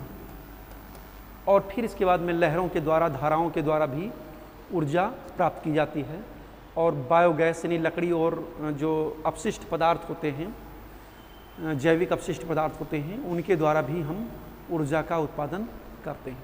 तो ये हो गया ऊर्जा के स्रोत, दो प्रकार के होते हैं। अब हम चलते हैं सीधा सीधा कि प्रमुख ऊर्जा संसाधन कौन कौन से हैं। कोयला और पेट्रोलियम को हम मुख्य रूप से पढ़ेंगे, और उसके बाद में कुछ नवीकरणीय स्रोत हैं उनके बारे में जानेंगे। तो चलते हैं, सबसे पहले हम देखते हैं कोयला। नंबर 1 कोयला। कोल। आप जानते हैं कि औद्योगिक क्रांति का सूत्रपात कोयले के ही द्वारा हुआ, क्योंकि एक महत्वपूर्ण ऊर्जा संसाधन के रूप में कोयला है। कोयला लगभग 41% एनर्जी, टोटल कुल एनर्जी का जो उपभोग है वो 41% हम कोयले से ही प्राप्त करते हैं, और 70% कोयले का यूज़ जो है उद्योग धंधों में मुख्य रूप से किया जाता है। कोयले की निर्माण प्रक्रिया बहुत लंबी दीर्घावधि के द्वारा जो है इसका निर्माण हुआ। कार्बोनिफरस युगीन, गोंडवाना युगीन कोयला दो रूपों में पाया जाता है, टर्सरी युगीन भी कोयला पाया जाता है। तो कार्बोनिफरस एज में आप जानते हैं कि विभिन्न प्रकार के जीव जंतु जो वनस्पतियां इस धरातल पर थीं, और बहुत बड़ी एक भूगर्भिक हलचल के परिणाम स्वरूप ये सब धरातल के अंदर उसकी निचली सतहों में दब गए, और भविष्य में ताप और दाब की प्रक्रिया के कारण ये कार्बनिक रूप में बदल गए, यानी कोयले के रूप में, पेट्रोलियम के रूप में, प्राकृतिक गैस के रूप में ये तब्दील हो गए। तो ये एक ठोस आकारहीन का पदार्थ होता है, और इसको मैं बता दे रहा हूँ कितने इसके प्रकार हैं। तो मैं ये बता दूं कि कार्बोनिफरस युग में इसका ज़्यादातर कोयले का निर्माण जो है कार्बोनिफरस युग में हुआ है। भारत में भी गोंडवाना युगीन कोयला पाया जाता है जो कार्बोनिफरस इससे ही संबंधित है। तो कोयले मुख्य रूप से 4 प्रकार के होते हैं। आते देखते हैं कोयले के प्रकार। 4 प्रकार का कोयला होता है। एक होता है एंथ्रेसाइट, दूसरा होता है बिटुमिनस,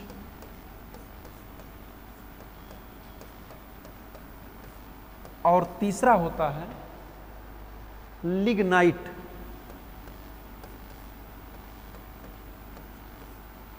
और चौथा होता है पीट। ये 4 प्रकार के कोयले की वैरायटी। सबसे उत्तम किस्म का कोयला जो है एंथ्रेसाइट होता है। ये कार्बन की मात्रा के आधार पर डिसाइड किया गया है। 80 से लेकर के 95% तक जिसमें कार्बन का अंश पाया जाता है उस कोयले को हम एंथ्रेसाइट कोयला कहते हैं। बहुत ही ज्वलनशील ये होता है। जलने पर इसकी लौ छोटी होती है और नीले रंग की होती है, और ये टेम्परेचर हीट बहुत ज़्यादा करता है, यानी आँच जो है बहुत देता है, और इसके जलने पर धुआं नहीं होता है, इसकी मुख्य विशेषता होती है। दूसरा कोयला है बिटुमिनस। 60 से लेकर के 80% तक कार्बन की मात्रा जो है इस कोयले में होती है। ये जलने पर एक साधारण सा धुआं देता है। गोंडवाना काल का कोयला ज़्यादातर बिटुमिनस प्रकार का ही है, और लौह अयस्क गलाने में जो है इसका हम ज़्यादातर इस्तेमाल करते हैं। जलाने पर ये साधारण सा धुआं देता है।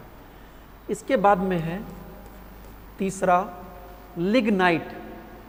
लिग्नाइट में 40 से लेकर के 60% तक कार्बन की मात्रा होती है। और एक है पीट।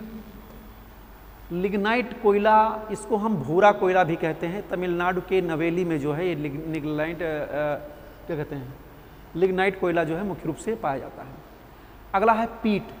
पीट जो होता है इसमें 40% से कम कार्बन की मात्रा जो है पीट में पाई जाती है। कोयले के खदान की 2 विधियां होती हैं, एक खुली खदान विधि और एक भूमिगत खदान विधि जो काफ़ी गहराई से निकाला जाता है। तो ये हो गया कोयले का क्या महत्व है, कोयले का प्रयोग हम किन किन रूपों में करते हैं, और ये हो गया कोयले का क्या कहते हैं प्रकार। एंथ्रेसाइट, बिटुमिनस, लिग्नाइट, पीट। सबसे उत्तम किस्म का कोयला जो है एंथ्रेसाइट होता है। अब हम आगे की तरफ चलते हैं। कोयला के जो उत्पादक राज्य हैं वो कौन, उत्पादक क्षेत्र जो हैं, देश जो हैं वो कौन कौन से हैं, प्रमुख उत्पादक देश।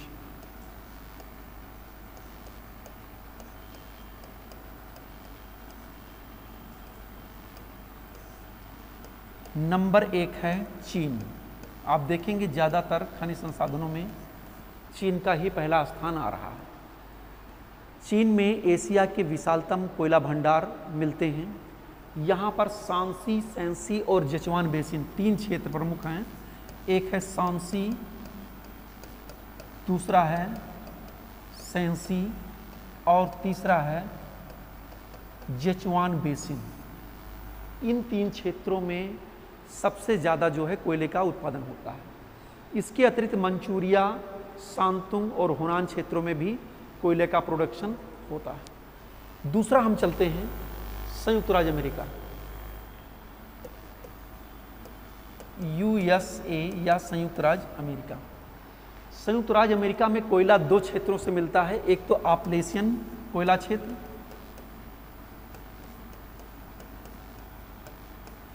और दूसरा रॉकी पर्वतीय कोयला क्षेत्र। इन 2 क्षेत्रों में कोयले का प्रोडक्शन मुख्य रूप से होता है।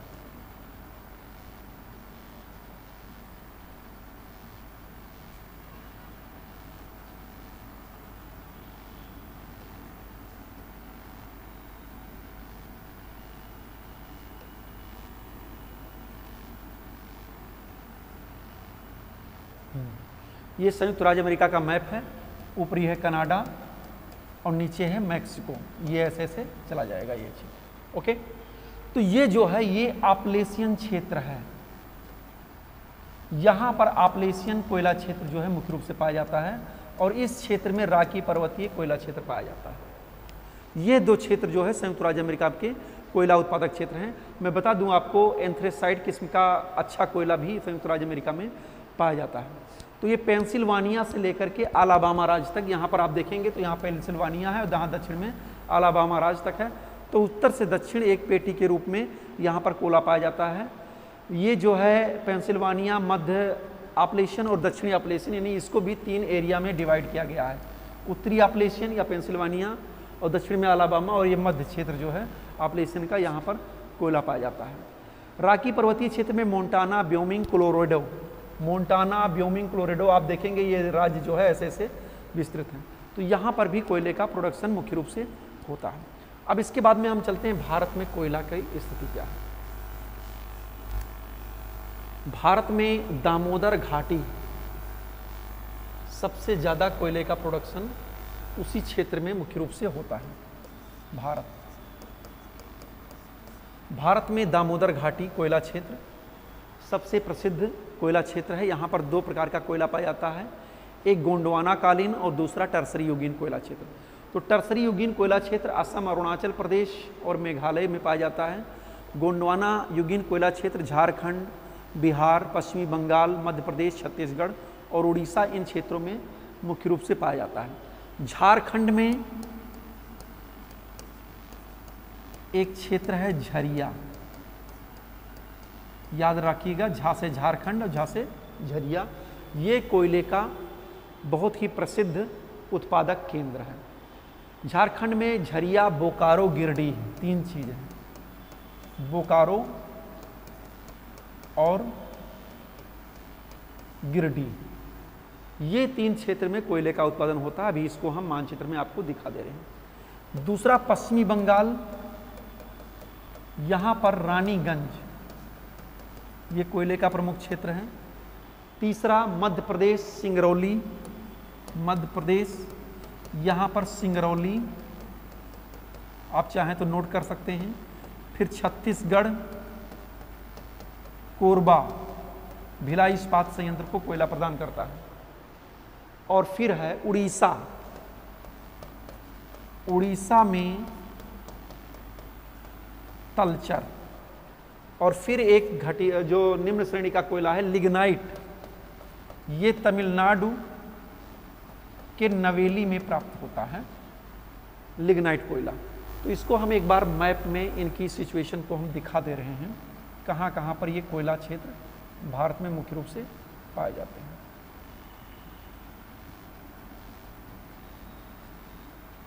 ये आपका मैप है।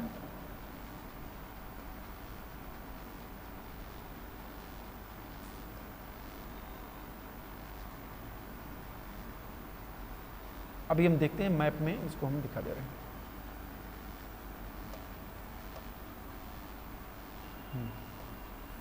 ये क्षेत्र जो है भारत का प्रसिद्ध कोयला उत्पादक क्षेत्र है।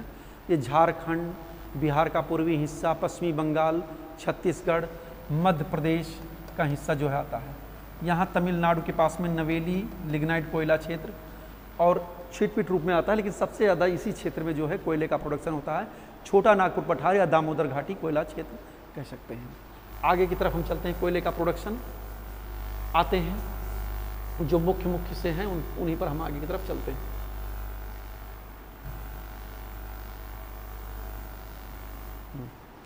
चलते हैं, दूसरा है यूक्रेन, अगला है यूक्रेन।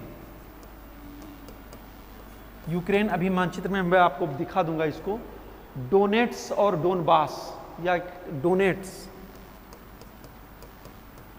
या इसको हम डोनबास भी कहते हैं। डोनबास, कुजबास, ये सब रूस के वाले क्षेत्र के जो है कोयला उत्पादक क्षेत्र हैं। इसके बाद में है रूस, यूक्रेन के बाद में आते हैं रूस में। रूस में मास्को टुला, कुजबास और कुजनेट्स। मास्को टुला, कुजबाश, ये प्रमुख कोयला उत्पादक क्षेत्र है। फिर आते हैं जर्मनी। जर्मनी में एक प्रसिद्ध है, बहुत ही प्रसिद्ध कोयला उत्पादक क्षेत्र है जर्मनी में, वो है रूर घाटी, रूर कोयला क्षेत्र। राइन नदी बेसिन के आसपास क्षेत्रों में ये रूर कोयला क्षेत्र पाया जाता है। और दूसरा है सार क्षेत्र, रूर और सार ये जो है प्रमुख कोयला उत्पादक क्षेत्र हैं। फिर ब्रिटेन में नरगिंघम, यॉर्कशायर, डर्बीशायर, लंकाशायर। और दक्षिणी अफ्रीका में आते हैं, दक्षिणी अफ्रीका में वही ऑरेंज फ्री स्टेट और जो ड्रेकेंसवर्ग पर्वतमाला है उसी में जो है ट्रांसवाल और नेटाल दो क्षेत्र हैं जहां से कोयले का उत्पादन होता है। एक ट्रांसवाल और दूसरा नेटाल, इन क्षेत्रों से जो है कोयले का उत्पादन होता है। तो एक चीज़ और मैं आपको बता दूं, कोयले के प्रोडक्शन में नंबर 1 पर अभी चाइना, चीन, नंबर 2 पर यूएसए, संयुक्त राज्य अमेरिका, और नंबर 3 पर भारत, और नंबर 4 पर ऑस्ट्रेलिया। चाइना तो बिल्कुल पक्का है कि अभी भी पहले स्थान पर है, इनमें परिवर्तन हो सकता है, इसको आपको परीक्षा के 3-4 महीने पहले अपडेट करना पड़ेगा। चलते हम देखते हैं कोयले के उत्पादक क्षेत्र विश्व के मानचित्र पर कहाँ कहाँ पाए जाते हैं। संयुक्त राज्य अमेरिका का कोयला उत्पादक क्षेत्र आप देखिए, ये आपलेशियन पर्वत श्रृंखला है और इनमें मैंने बताया था उत्तरी आपलेशियन, मध्य आपलेशियन, दक्षिणी आपलेशियन, पेंसिल्वानिया से लेकर के अलाबामा राज्य तक इस क्षेत्र में कोयले का प्रोडक्शन मुख्य रूप से पाया जाता है। कोल डिस्ट्रीब्यूशन, ठीक, ओके। इसके बाद में ये राकी पर्वतीय क्षेत्रों में भी कोयला पाया जाता है, कनाडा के कुछ क्षेत्रों में पाया जाता है, लेकिन यहाँ पर मुख्य रूप से यह पाया जाता है।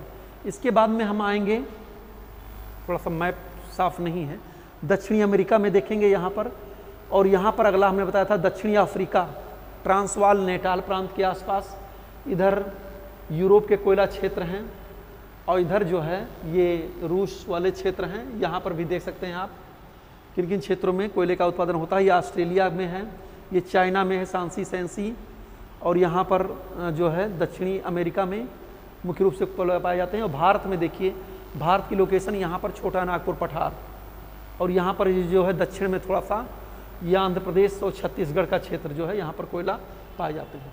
इसी का एक दूसरा मैप और भी है जो क्लियर है, हाँ ये तो वो है,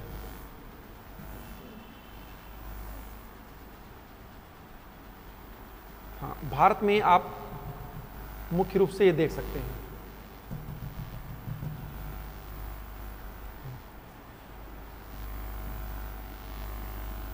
ये जो स्टार वाला बना हुआ है ये कोयला की खदानों का क्षेत्र है। रानीगंज, बोकारो, झरिया 3 प्रसिद्ध कोयला के उत्पादक क्षेत्र हैं। यहाँ पर सिंगरौली, कोरबा, और ये तलचर, मूलचर लिखा है, तलचर होगा ये, तलचर, यहाँ पर सिंगरैनी, ये क्षेत्र जो है कोयला के प्रमुख उत्पादक क्षेत्र के रूप में जाने जाते हैं। तो इसी क्षेत्र में कोयला के उत्पादक क्षेत्र है। जो ये सेट बना हुआ है ये आपका कोयला उत्पादक क्षेत्र है। इसी प्रकार से पूर्वोत्तर क्षेत्र में टर्सरी कालीन भी कोयला मुख्य रूप से पाया जाता है। यहाँ पर थोड़ा सा गुजरात में है लेकिन वो बहुत प्रसिद्ध नहीं है। हमने बताया था तमिलनाडु में नवेली ये क्षेत्र है, यहाँ पर लिग्नाइट किस्म का कोयला जो है सबसे ज़्यादा मात्रा में पाया जाता है। तो ये था कोयले का डिस्ट्रीब्यूशन, कोयला क्या है, कोयला किस प्रकार से धरातल के अंदर पाया जाता है, और कितने प्रकार का होता है और कहाँ कहाँ पर जो है कोयला पूरे विश्व में, चीन में, संयुक्त राज्य अमेरिका में, भारत में, यूक्रेन में, जर्मनी में, रूस में, दक्षिणी अफ्रीका में पाया जाता है। अगला हम चलते हैं पेट्रोलियम। हम सीधा प्रोडक्शन पर चलते हैं, क्योंकि इनकी क्या विशेषता होती है ये आप जान जाएंगे। कोयले के बाद में दूसरा ऊर्जा का जो प्रमुख स्रोत है वो है पेट्रोलियम। पेट्रोलियम के बगैर किसी भी प्रकार के यातायात का संचालन हो पाना बहुत ही मुश्किल है वर्तमान समय में, क्योंकि ये आधुनिक यांत्रिक सभ्यता की धुरी कोयला और पेट्रोलियम को मान सकते हैं। पेट्रोलियम के द्वारा वाहनों का संचालन, वायुयानों का, ट्रेनों का और जलयानों का संचालन मुख्य रूप से वर्तमान समय में किया जाता है। ये कोयले से हल्का होता है और अधिक ऊष्मा प्रदान करता है। भूवैज्ञानिक दृष्टि से जैसे कोयले का निर्माण की प्रक्रिया हुई थी, उसी प्रकार से इसकी भी निर्माण की प्रक्रिया हुई है। विश्व की लगभग 40% एनर्जी वर्तमान समय में खनिज तेल के द्वारा प्रयोग में लाई जाती है। हम इसका प्रयोग घरों में, भट्ठियों में, अंगीठियों को गर्म करने में, उद्योगों को इंजन में चलाने में, मशीनरी को चलाने में मुख्य रूप से करते हैं। रेल, मोटर, कार, जलयान इनके चलाने में। और पेट्रोलियम का प्रयोग केवल इन्हीं शक्ति के संसाधनों को चलाने में नहीं किया जाता है, बल्कि जो है इनसे सौंदर्य प्रसाधन की सामग्रियां भी बनाई जाती हैं। सिंथेटिक रबर है और कृत्रिम रेशे हैं, सिंथेटिक रेशे हैं, उर्वरक हैं, औषधियाँ हैं, इन सब से बनाए जाते हैं। लगभग 5000 प्रोडक्ट पेट्रोलियम उत्पाद से जो है मुख्य रूप से बनाए जाते हैं। चलते हम देखते हैं सीधा पेट्रोलियम के उत्पादक देश कौन कौन से हैं, कहाँ कहाँ पर पेट्रोलियम का उत्पादन होता है। खनिज तेल या पेट्रोलियम। नंबर 1 पर आते हैं हम, संयुक्त राज्य अमेरिका, यूएसए।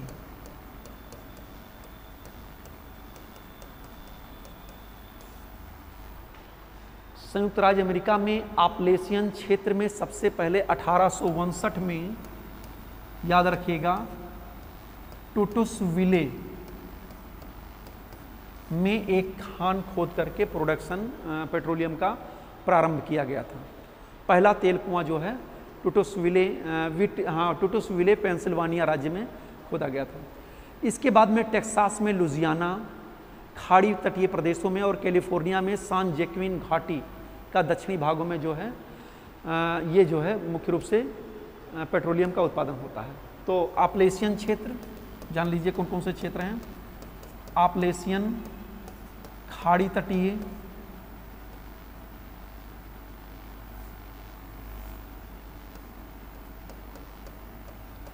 और टेक्सास, इन क्षेत्रों में मुख्य रूप से खनिज तेल का उत्पादन किया जाता है। अगर हम मानचित्र पर देखें, ये संयुक्त राज्य अमेरिका है, तो ये जो क्षेत्र है ये पेट्रोलियम उत्पादन का है और कुछ क्षेत्र यहाँ पर भी पेट्रोलियम का उत्पादन मुख्य रूप से किया जाता है। अब चलते हैं मध्य पूर्व के देश में। अभी ये सब मैं आपको मानचित्र में दिखा दूंगा कहाँ कहाँ पर ये मुख्य रूप से पाए जाते हैं। इनके एरिया को मैं मानचित्र पर भी दिखा दूंगा। दूसरा है मध्य पूर्व, मध्य पश्चिम। मध्य पूर्व या कह सकते हैं इसको हम दक्षिणी, हाँ, मध्य पश्चिमी एशिया, पश्चिमी एशिया, जो खाड़ी तटीय क्षेत्र हैं। खाड़ी तटीय क्षेत्रों में सबसे पहले है सऊदी अरब। सऊदी अरब में आप जान लीजिए धरहन, दम्मान, कातिफ, आबाकिब, सावर, ये प्रमुख क्षेत्र हैं जहां से पेट्रोलियम का उत्पादन किया जाता है। पूरे विश्व में सबसे ज़्यादा पेट्रोलियम का उत्पादन मध्य पूर्व क्षेत्र से ही किया जाता है। इसके बाद में है ईरान। ईरान में एक गसचरन क्षेत्र है। गसचरन, हफ्तकेल, कमरनशाह, आगाचारी, इन क्षेत्रों में जो है पेट्रोलियम का उत्पादन ईरान में मुख्य रूप से किया जाता है। इसके बाद में कुवैत में एक है बुरगान पहाड़ी, यहाँ से बहुत ज़्यादा मात्रा में कोयला का उत्पादन किया पेट्रोलियम का उत्पादन किया जाता है। इसके बाद में हम आ जाते हैं भूतपूर्व सोवियत संघ। हाँ, पूर्व सोवियत संघ।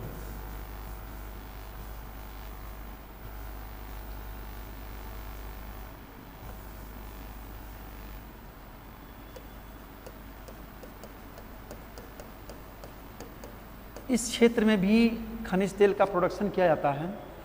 और यहाँ पर बोल्गा यूराल क्षेत्र और बाकू क्षेत्र, ये दोनों नाम याद रखिएगा, बोल्गा यूराल और दूसरा बाकू, ये परीक्षा में आ चुका है बाकू, तो इसको आप ध्यान रखिएगा। यहाँ पर जो है मुख्य रूप से खनिज तेल का प्रोडक्शन किया जाता है। अगला है वेनेजुएला। वेनेजुएला में एक क्षेत्र और है,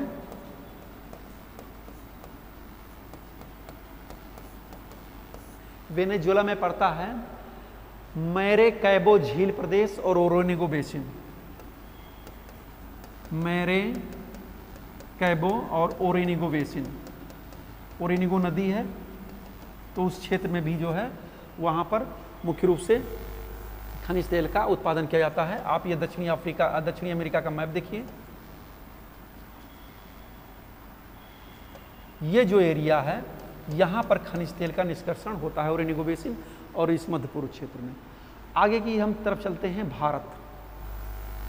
आ जाइए, भारत में खनिज तेल, इसको आपको इंडिया का जब पार्ट पढ़ाएंगे तो उसमें मुख्य रूप से विस्तृत रूप में पढ़ाया जाएगा कि भारत में कहाँ कहाँ पर खनिज तेल का उत्पादन होता है। तो भारत में सबसे पहले असम के माकूप में तेल कुआं खोदा गया था। असम के माकूप क्षेत्र में पहला तेल कुआं खोदा गया था। अभी हम इसको आपको मैप में मुख्य रूप से दिखा देंगे कि कहाँ पर जो है भारत में किन किन क्षेत्रों में खनिज तेल का उत्पादन होता है।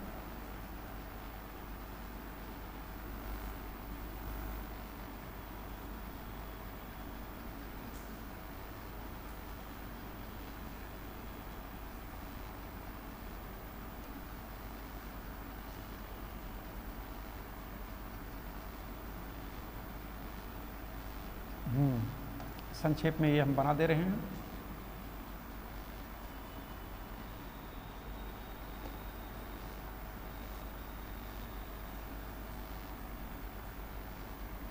ये क्षेत्र जो है तेल उत्पादक का प्रमुख क्षेत्र है, असम का तेल क्षेत्र है। असम में दिग्बोई, नहरकटिया, मोरान हुगरीजन, सुरमा घाटी, रुद्रसागर लगवा। असम में जो है दिग्बोई, मोरान हुगरीजन, सुरमा घाटी, नहरकटिया, ये प्रमुख तेल उत्पादक क्षेत्र हैं। इसी प्रकार से भारत में जो दूसरा क्षेत्र है ये वाला है, यहाँ से भी खनिज तेल का उत्पादन किया जाता है। ये पहला क्षेत्र हो गया, ये दूसरा क्षेत्र हो गया। दूसरा क्षेत्र भारत में है गुजरात का, पहला असम का, दूसरा गुजरात में खंभात लुजेन तेल क्षेत्र यहाँ का प्रमुख तेल उत्पादक क्षेत्र। यहाँ पर अंकलेश्वर, मोहसाना और खंभात लुजेन क्षेत्रों से होता है। और तीसरा जो तेल उत्पादक क्षेत्र है वो अरब सागर में मुंबई से 176 किलोमीटर दूर, जिसको हम मुंबई हाई के नाम से जानते हैं। ये जो है भारत का प्रसिद्ध तेल उत्पादक क्षेत्र, सबसे ज़्यादा मात्रा में तेल का प्रोडक्शन यहाँ पर होता है। तो ये हो गए आपके भारत में तेल का उत्पादन। तो आपने देखा अभी पर कि खनिज तेल कहाँ कहाँ पर जो है पूरे विश्व में पाए जाते हैं। इनको हम मैप के माध्यम से भी देख सकते हैं। हाँ, आप देख सकते हैं भारत में कहाँ कहाँ पर ये क्षेत्र हैं। ये तेल क्षेत्र है, स्टार लगाकर जो ये बना हुआ है ये तेल क्षेत्र का निशान है। यहाँ पर आप देखेंगे शिवसागर, मोरान, माकूब, दिग्बोई, नहरकटिया, नजीरा, जंजी, ये जो है तेल के उत्पादक क्षेत्र हैं। जहाँ पर ये स्टार लगा हुआ है ये भारत में तेल के उत्पादक क्षेत्र हैं। ये पहला जो है असम का तेल क्षेत्र है और असम के इसी माकूप में सबसे पहले तेल का कुआं खोदा गया था। दूसरा भारत में जो तेल क्षेत्र है वो मुंबई हाई है ये मुख्य रूप से, और ये बसीन और अलियाबेद तेल क्षेत्र ये भी नए खोजे गए हैं। तीसरा यहाँ पर है गुजरात का जो क्षेत्र है, यहाँ पर जो है मुख्य रूप से तेल का उत्पादन होता है। कलोल, झाबुआ, अंकलेश्वर, हजीरा, इन क्षेत्रों में भी तेल का उत्पादन मुख्य रूप से होता है। तो ये हो गया भारत में खनिज तेल की क्या स्थिति है। इसके बाद में एक मैप और भी है। हाँ, इस मैप के द्वारा भी आप देख सकते हैं किन किन क्षेत्रों में तेल पूरे विश्व में मिलता है। हमने बताया था संयुक्त राज्य अमेरिका। संयुक्त राज्य अमेरिका में ये गल्फ ऑफ मैक्सिको मैक्सिको की खाड़ी के तटवर्ती क्षेत्रों में जो है खनिज तेल का उत्पादन पाया जाता है। यहाँ पर उत्तरी अमेरिका के ओरेनिगो बेसिन के आसपास में पाया जाता है खनिज तेल का उत्पादन होता है। यहाँ पर नॉर्थ अफ्रीका के उत्तरी भाग में यहाँ पर थोड़ा सा है, और यहाँ पर नाइजर डेल्टा के आसपास में मिडिल ईस्ट मध्य पूर्व क्षेत्र में ये जो है पाया जाता है। मध्य पूर्व क्षेत्र में, या कह सकते हैं पश्चिमी मध्य एशिया क्षेत्र में पाया जाता है। यहाँ पर सऊदी अरब, ईरान, कुवैत, इराक, ये तेल क्षेत्र मुख्य रूप से पाए जाते हैं। यहाँ पर बाकू तेल क्षेत्र और क्या कहते हैं यूराल सागर के तेल क्षेत्र मुख्य रूप से पाए जाते हैं। तो ये हो गया कोयला संसाधन और मुख्य रूप से खनिज संसाधन कहाँ कहाँ पर पाए जाते हैं। अब हम आगे की तरफ चलते हैं।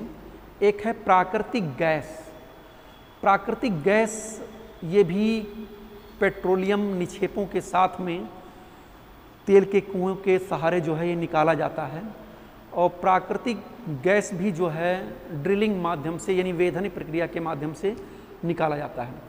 संयुक्त राज्य अमेरिका सबसे ज़्यादा प्राकृतिक गैस का उत्पादन कर रहा है वर्तमान समय में, और इसके बाद में रूस, ईरान और कतर ये भी प्राकृतिक गैस के उत्पादन में प्रमुख योगदान दे रहे हैं। तो आपको मैं बता दूं, संयुक्त राज्य अमेरिका में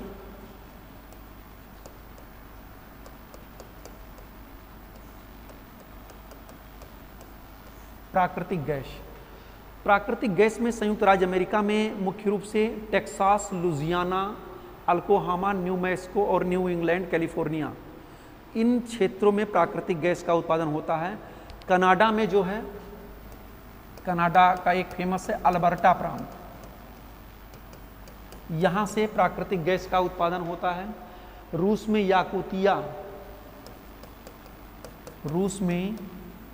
याकूतिया, इन क्षेत्र से प्राकृतिक गैस का उत्पादन होता है। उज्बेकिस्तान में गजनी से प्राकृतिक गैस का उत्पादन होता है। अगर हम देखें तो उत्पादन के क्षेत्र में प्राकृतिक गैस में अमेरिका पहले स्थान पर है, रूस दूसरे पर है, ईरान तीसरे पर है और कतर चौथे स्थान पर है। तो इस प्रकार से ये थे आपके प्राकृतिक संसाधन। अब चलते हैं थोड़ा सा परमाणु ऊर्जा।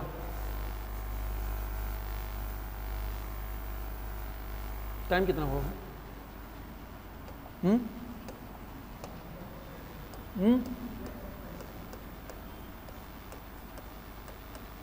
परमाणु ऊर्जा, एटॉमिक एनर्जी। परमाणु ऊर्जा आप जान रहे हैं कि ये यूरेनियम और थोरियम से मुख्य रूप से ये प्राप्त किया जाता है, और मोनोजाइट रेत से जो है थोरियम का उत्पादन होता है। भारत के केरल तट के पास में मोनोजाइट खनिज के विशालतम भंडार पाए गए हैं, और वहाँ से थोरियम उत्पादन के बहुत बड़ी संभावना पाई जाती है। और आप जानते हैं कि जो परमाणु ऊर्जा है वो मुख्य रूप से रेडियो सक्रिय पदार्थों के रूप में धरातल के अंदर यूरेनियम, थोरियम के रूप में पाई जाती है, और उनका हम जो है एक विखंडन करते हैं, एक संलयन करते हैं। परमाणु ऊर्जा को प्राप्त करने की दो प्रक्रिया है, एक नाभिकीय विखंडन की प्रक्रिया और एक नाभिकीय संलयन की प्रक्रिया। उन दोनों प्रक्रियाओं के द्वारा हम जो है एटॉमिक एनर्जी को प्राप्त करते हैं। एक बताया गया है कि 1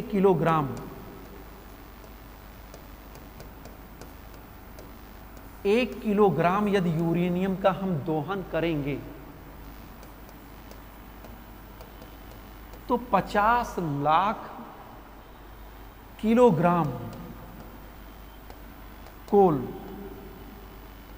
यानी कोयला, यानी 1 किलोग्राम यूरेनियम के दोहन से जितने हमें एनर्जी प्राप्त होती है, उतनी ही एनर्जी 50 लाख किलोग्राम कोयले के दहन से प्राप्त होती है। सोच लीजिए, कहाँ 1 किलोग्राम को हम जलाएंगे और कहाँ 50 लाख किलोग्राम कोयले का दहन करके उतनी एनर्जी प्राप्त की जाएगी। इसलिए यूरेनियम के जो परमाणु ऊर्जा के जो प्लांट लगाए जाते हैं उनके रखरखाव में तो एक तो बहुत ज़्यादा इसमें लागत आ जाती है रखरखाव में और इसकी चीज़ में, लेकिन जो मुख्य रूप से है ये एक प्रकार से एक ऊर्जा का बहुत ही अच्छा स्रोत है। अगर इसको अच्छे तरीके से विकसित किया जाए तो हम भविष्य में बहुत ज़्यादा एनर्जी को प्राप्त कर सकते हैं, लेकिन इसके द्वारा होने वाले नुकसान भी बहुत ही दीर्घगामी होते हैं, क्योंकि इन फैक्ट्रियों से या इन उद्योग धंधों से जो भी गैसों का रिसाव होता है उससे बहुत बड़े पैमाने पर धन जन की हानि होती है। जैसे आपने देखा होगा कहते हैं भारत में भोपाल गैस त्रासदी, रूस में चेरनोबिल नाभिकीय विनाश, ये सब ऐसे उदाहरण हैं विश्व स्तर के जहाँ पर परमाणु का जो है इनका रेडियो सक्रिय तत्वों के रिसाव के कारण बहुत बड़े पैमाने पर लोगों का नुकसान हुआ, बहुत से लोग मर गए। चलते हैं हम देखते हैं परमाणु ऊर्जा के कौन से उत्पादक क्षेत्र हैं। सबसे पहले हम आते हैं नंबर 1 कनाडा। कनाडा का एक प्रसिद्ध क्षेत्र है जो एक बार परीक्षा में पूछा गया है, अथावास्का झील, यूरेनियम सिटी के नाम से इसको हम जानते हैं। अथावास्का झील, इसको हम यूरेनियम सिटी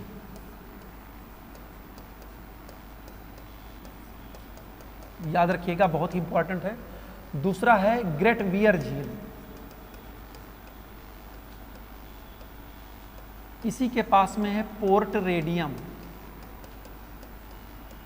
तो याद रखिएगा ये दो क्षेत्र ऐसे हैं कनाडा में जो परमाणु क्या कहते हैं, हाँ, परमाणु खनिज का उत्पादन मुख्य रूप से करते हैं।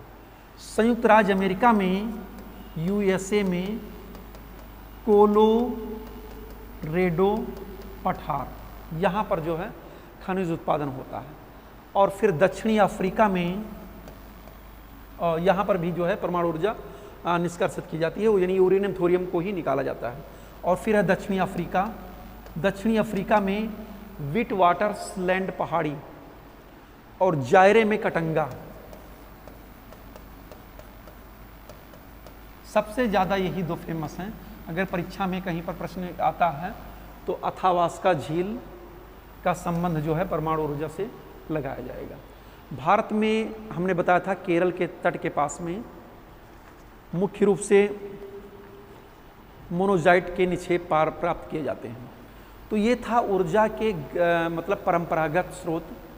क्योंकि ये स्रोत एक निश्चित मात्रा में हमारे धरातल के अंदर विद्यमान हैं और ये किसी न किसी दिन जो है नष्ट हो जाएंगे, समाप्त प्राय हो जाएंगे, क्योंकि इनकी मात्रा सुनिश्चित है। इनका हम विकास नहीं कर सकते हैं, बल्कि इनका हम अति दोहन करेंगे तो ये निश्चित रूप से समाप्त हो जाएंगे और हमारे पास ऊर्जा संकट उत्पन्न हो सकता है। इसलिए इनके वैकल्पिक स्रोतों को ढूंढा जाना बहुत ही आवश्यक है और इसके लिए ऊर्जा के नवीकरणीय संसाधनों का प्रयोग किया जाने लगा है। रिन्यूएबल रिसोर्सेज, ये जो रिसोर्सेज थे ये नॉन रिन्यूएबल रिसोर्सेज थे, अर्थात इनका एक बार हम अगर उपयोग कर लेते हैं तो ये समाप्त हो जाएंगे, भविष्य में दोबारा नहीं प्राप्त होंगे। तो दूसरी चीज़ हम बता रहे हैं कि ऊर्जा के जो परंपरागत स्रोत हैं ये क्षरणशील हैं, ये समाप्त हो जाएंगे। किसी न किसी दिन कोयला भी समाप्त होगा, पेट्रोलियम भी समाप्त होगा, लेकिन इनका हम उपयोग बहुत ही दक्षतापूर्ण प्रौद्योगिकी के द्वारा और अनुकूलतम मात्रा में विवेकपूर्ण ढंग से करें तो ज़्यादा उपयुक्त रहेगा। और इन संसाधनों के बदले में हमें ऊर्जा के नवीकरणीय स्रोत को ढूंढना होगा। ऊर्जा के नवीकरणीय स्रोतों में जैसे पवन ऊर्जा है, डेनमार्क वगैरह में बहुत ज़्यादा पवन ऊर्जा का विकास किया गया है। दक्षिण भारत में गुजरात के तट पर पवन ऊर्जा का डेवलपमेंट किया गया है। चीन भी पवन ऊर्जा के तमाम फार्म लगा रहे हैं। संयुक्त राज्य अमेरिका, जर्मनी और भारत, ये सब पवन ऊर्जा के प्रमुख केंद्र हैं। तो ये ऊर्जा के नवीकरणीय स्रोत हैं। इसी प्रकार से है सोलर एनर्जी, सौर ऊर्जा। सौर ऊर्जा का प्रयोग हम जो है सोलर प्लेटों के माध्यम से फोटोवोल्टेइक प्रणाली द्वारा उसको हम संचित कर लेते हैं और भी हम उसको उपयोग करते हैं। तो सूर्य जब भी दिन में धूप रोशनी होगी हम सोलर एनर्जी को प्राप्त कर सकते हैं। इसी प्रकार से लहरों के द्वारा, धाराओं के द्वारा और पृथ्वी के भूगर्भ से प्राप्त होने वाली ऊर्जा को हम प्राप्त कर सकते हैं। ये सब ऊर्जा के नवीकरणीय स्रोत हैं जो अक्षयशील संसाधनों के रूप में हमारे पास विद्यमान हैं और इनको खोज निकालने की हमें ज़रूरत है और इनका और अधिक विकास करने की हमें ज़रूरत है। तभी हम परंपरागत संसाधनों को संचित रख सकते हैं। तो अगला जो लेक्चर होगा उसमें हम देखते हैं क्या परिस्थितियां रहती हैं। वैसे परिवहन को मुझे पढ़ाना था, लेकिन देखते हैं ऊर्जा के नवीकरणीय स्रोत कुछ छोटा जा रहा है, तो उसको भी हम कुछ पॉइंट आपको नोट करा देंगे अगले लेक्चर में। Thank you. ओके।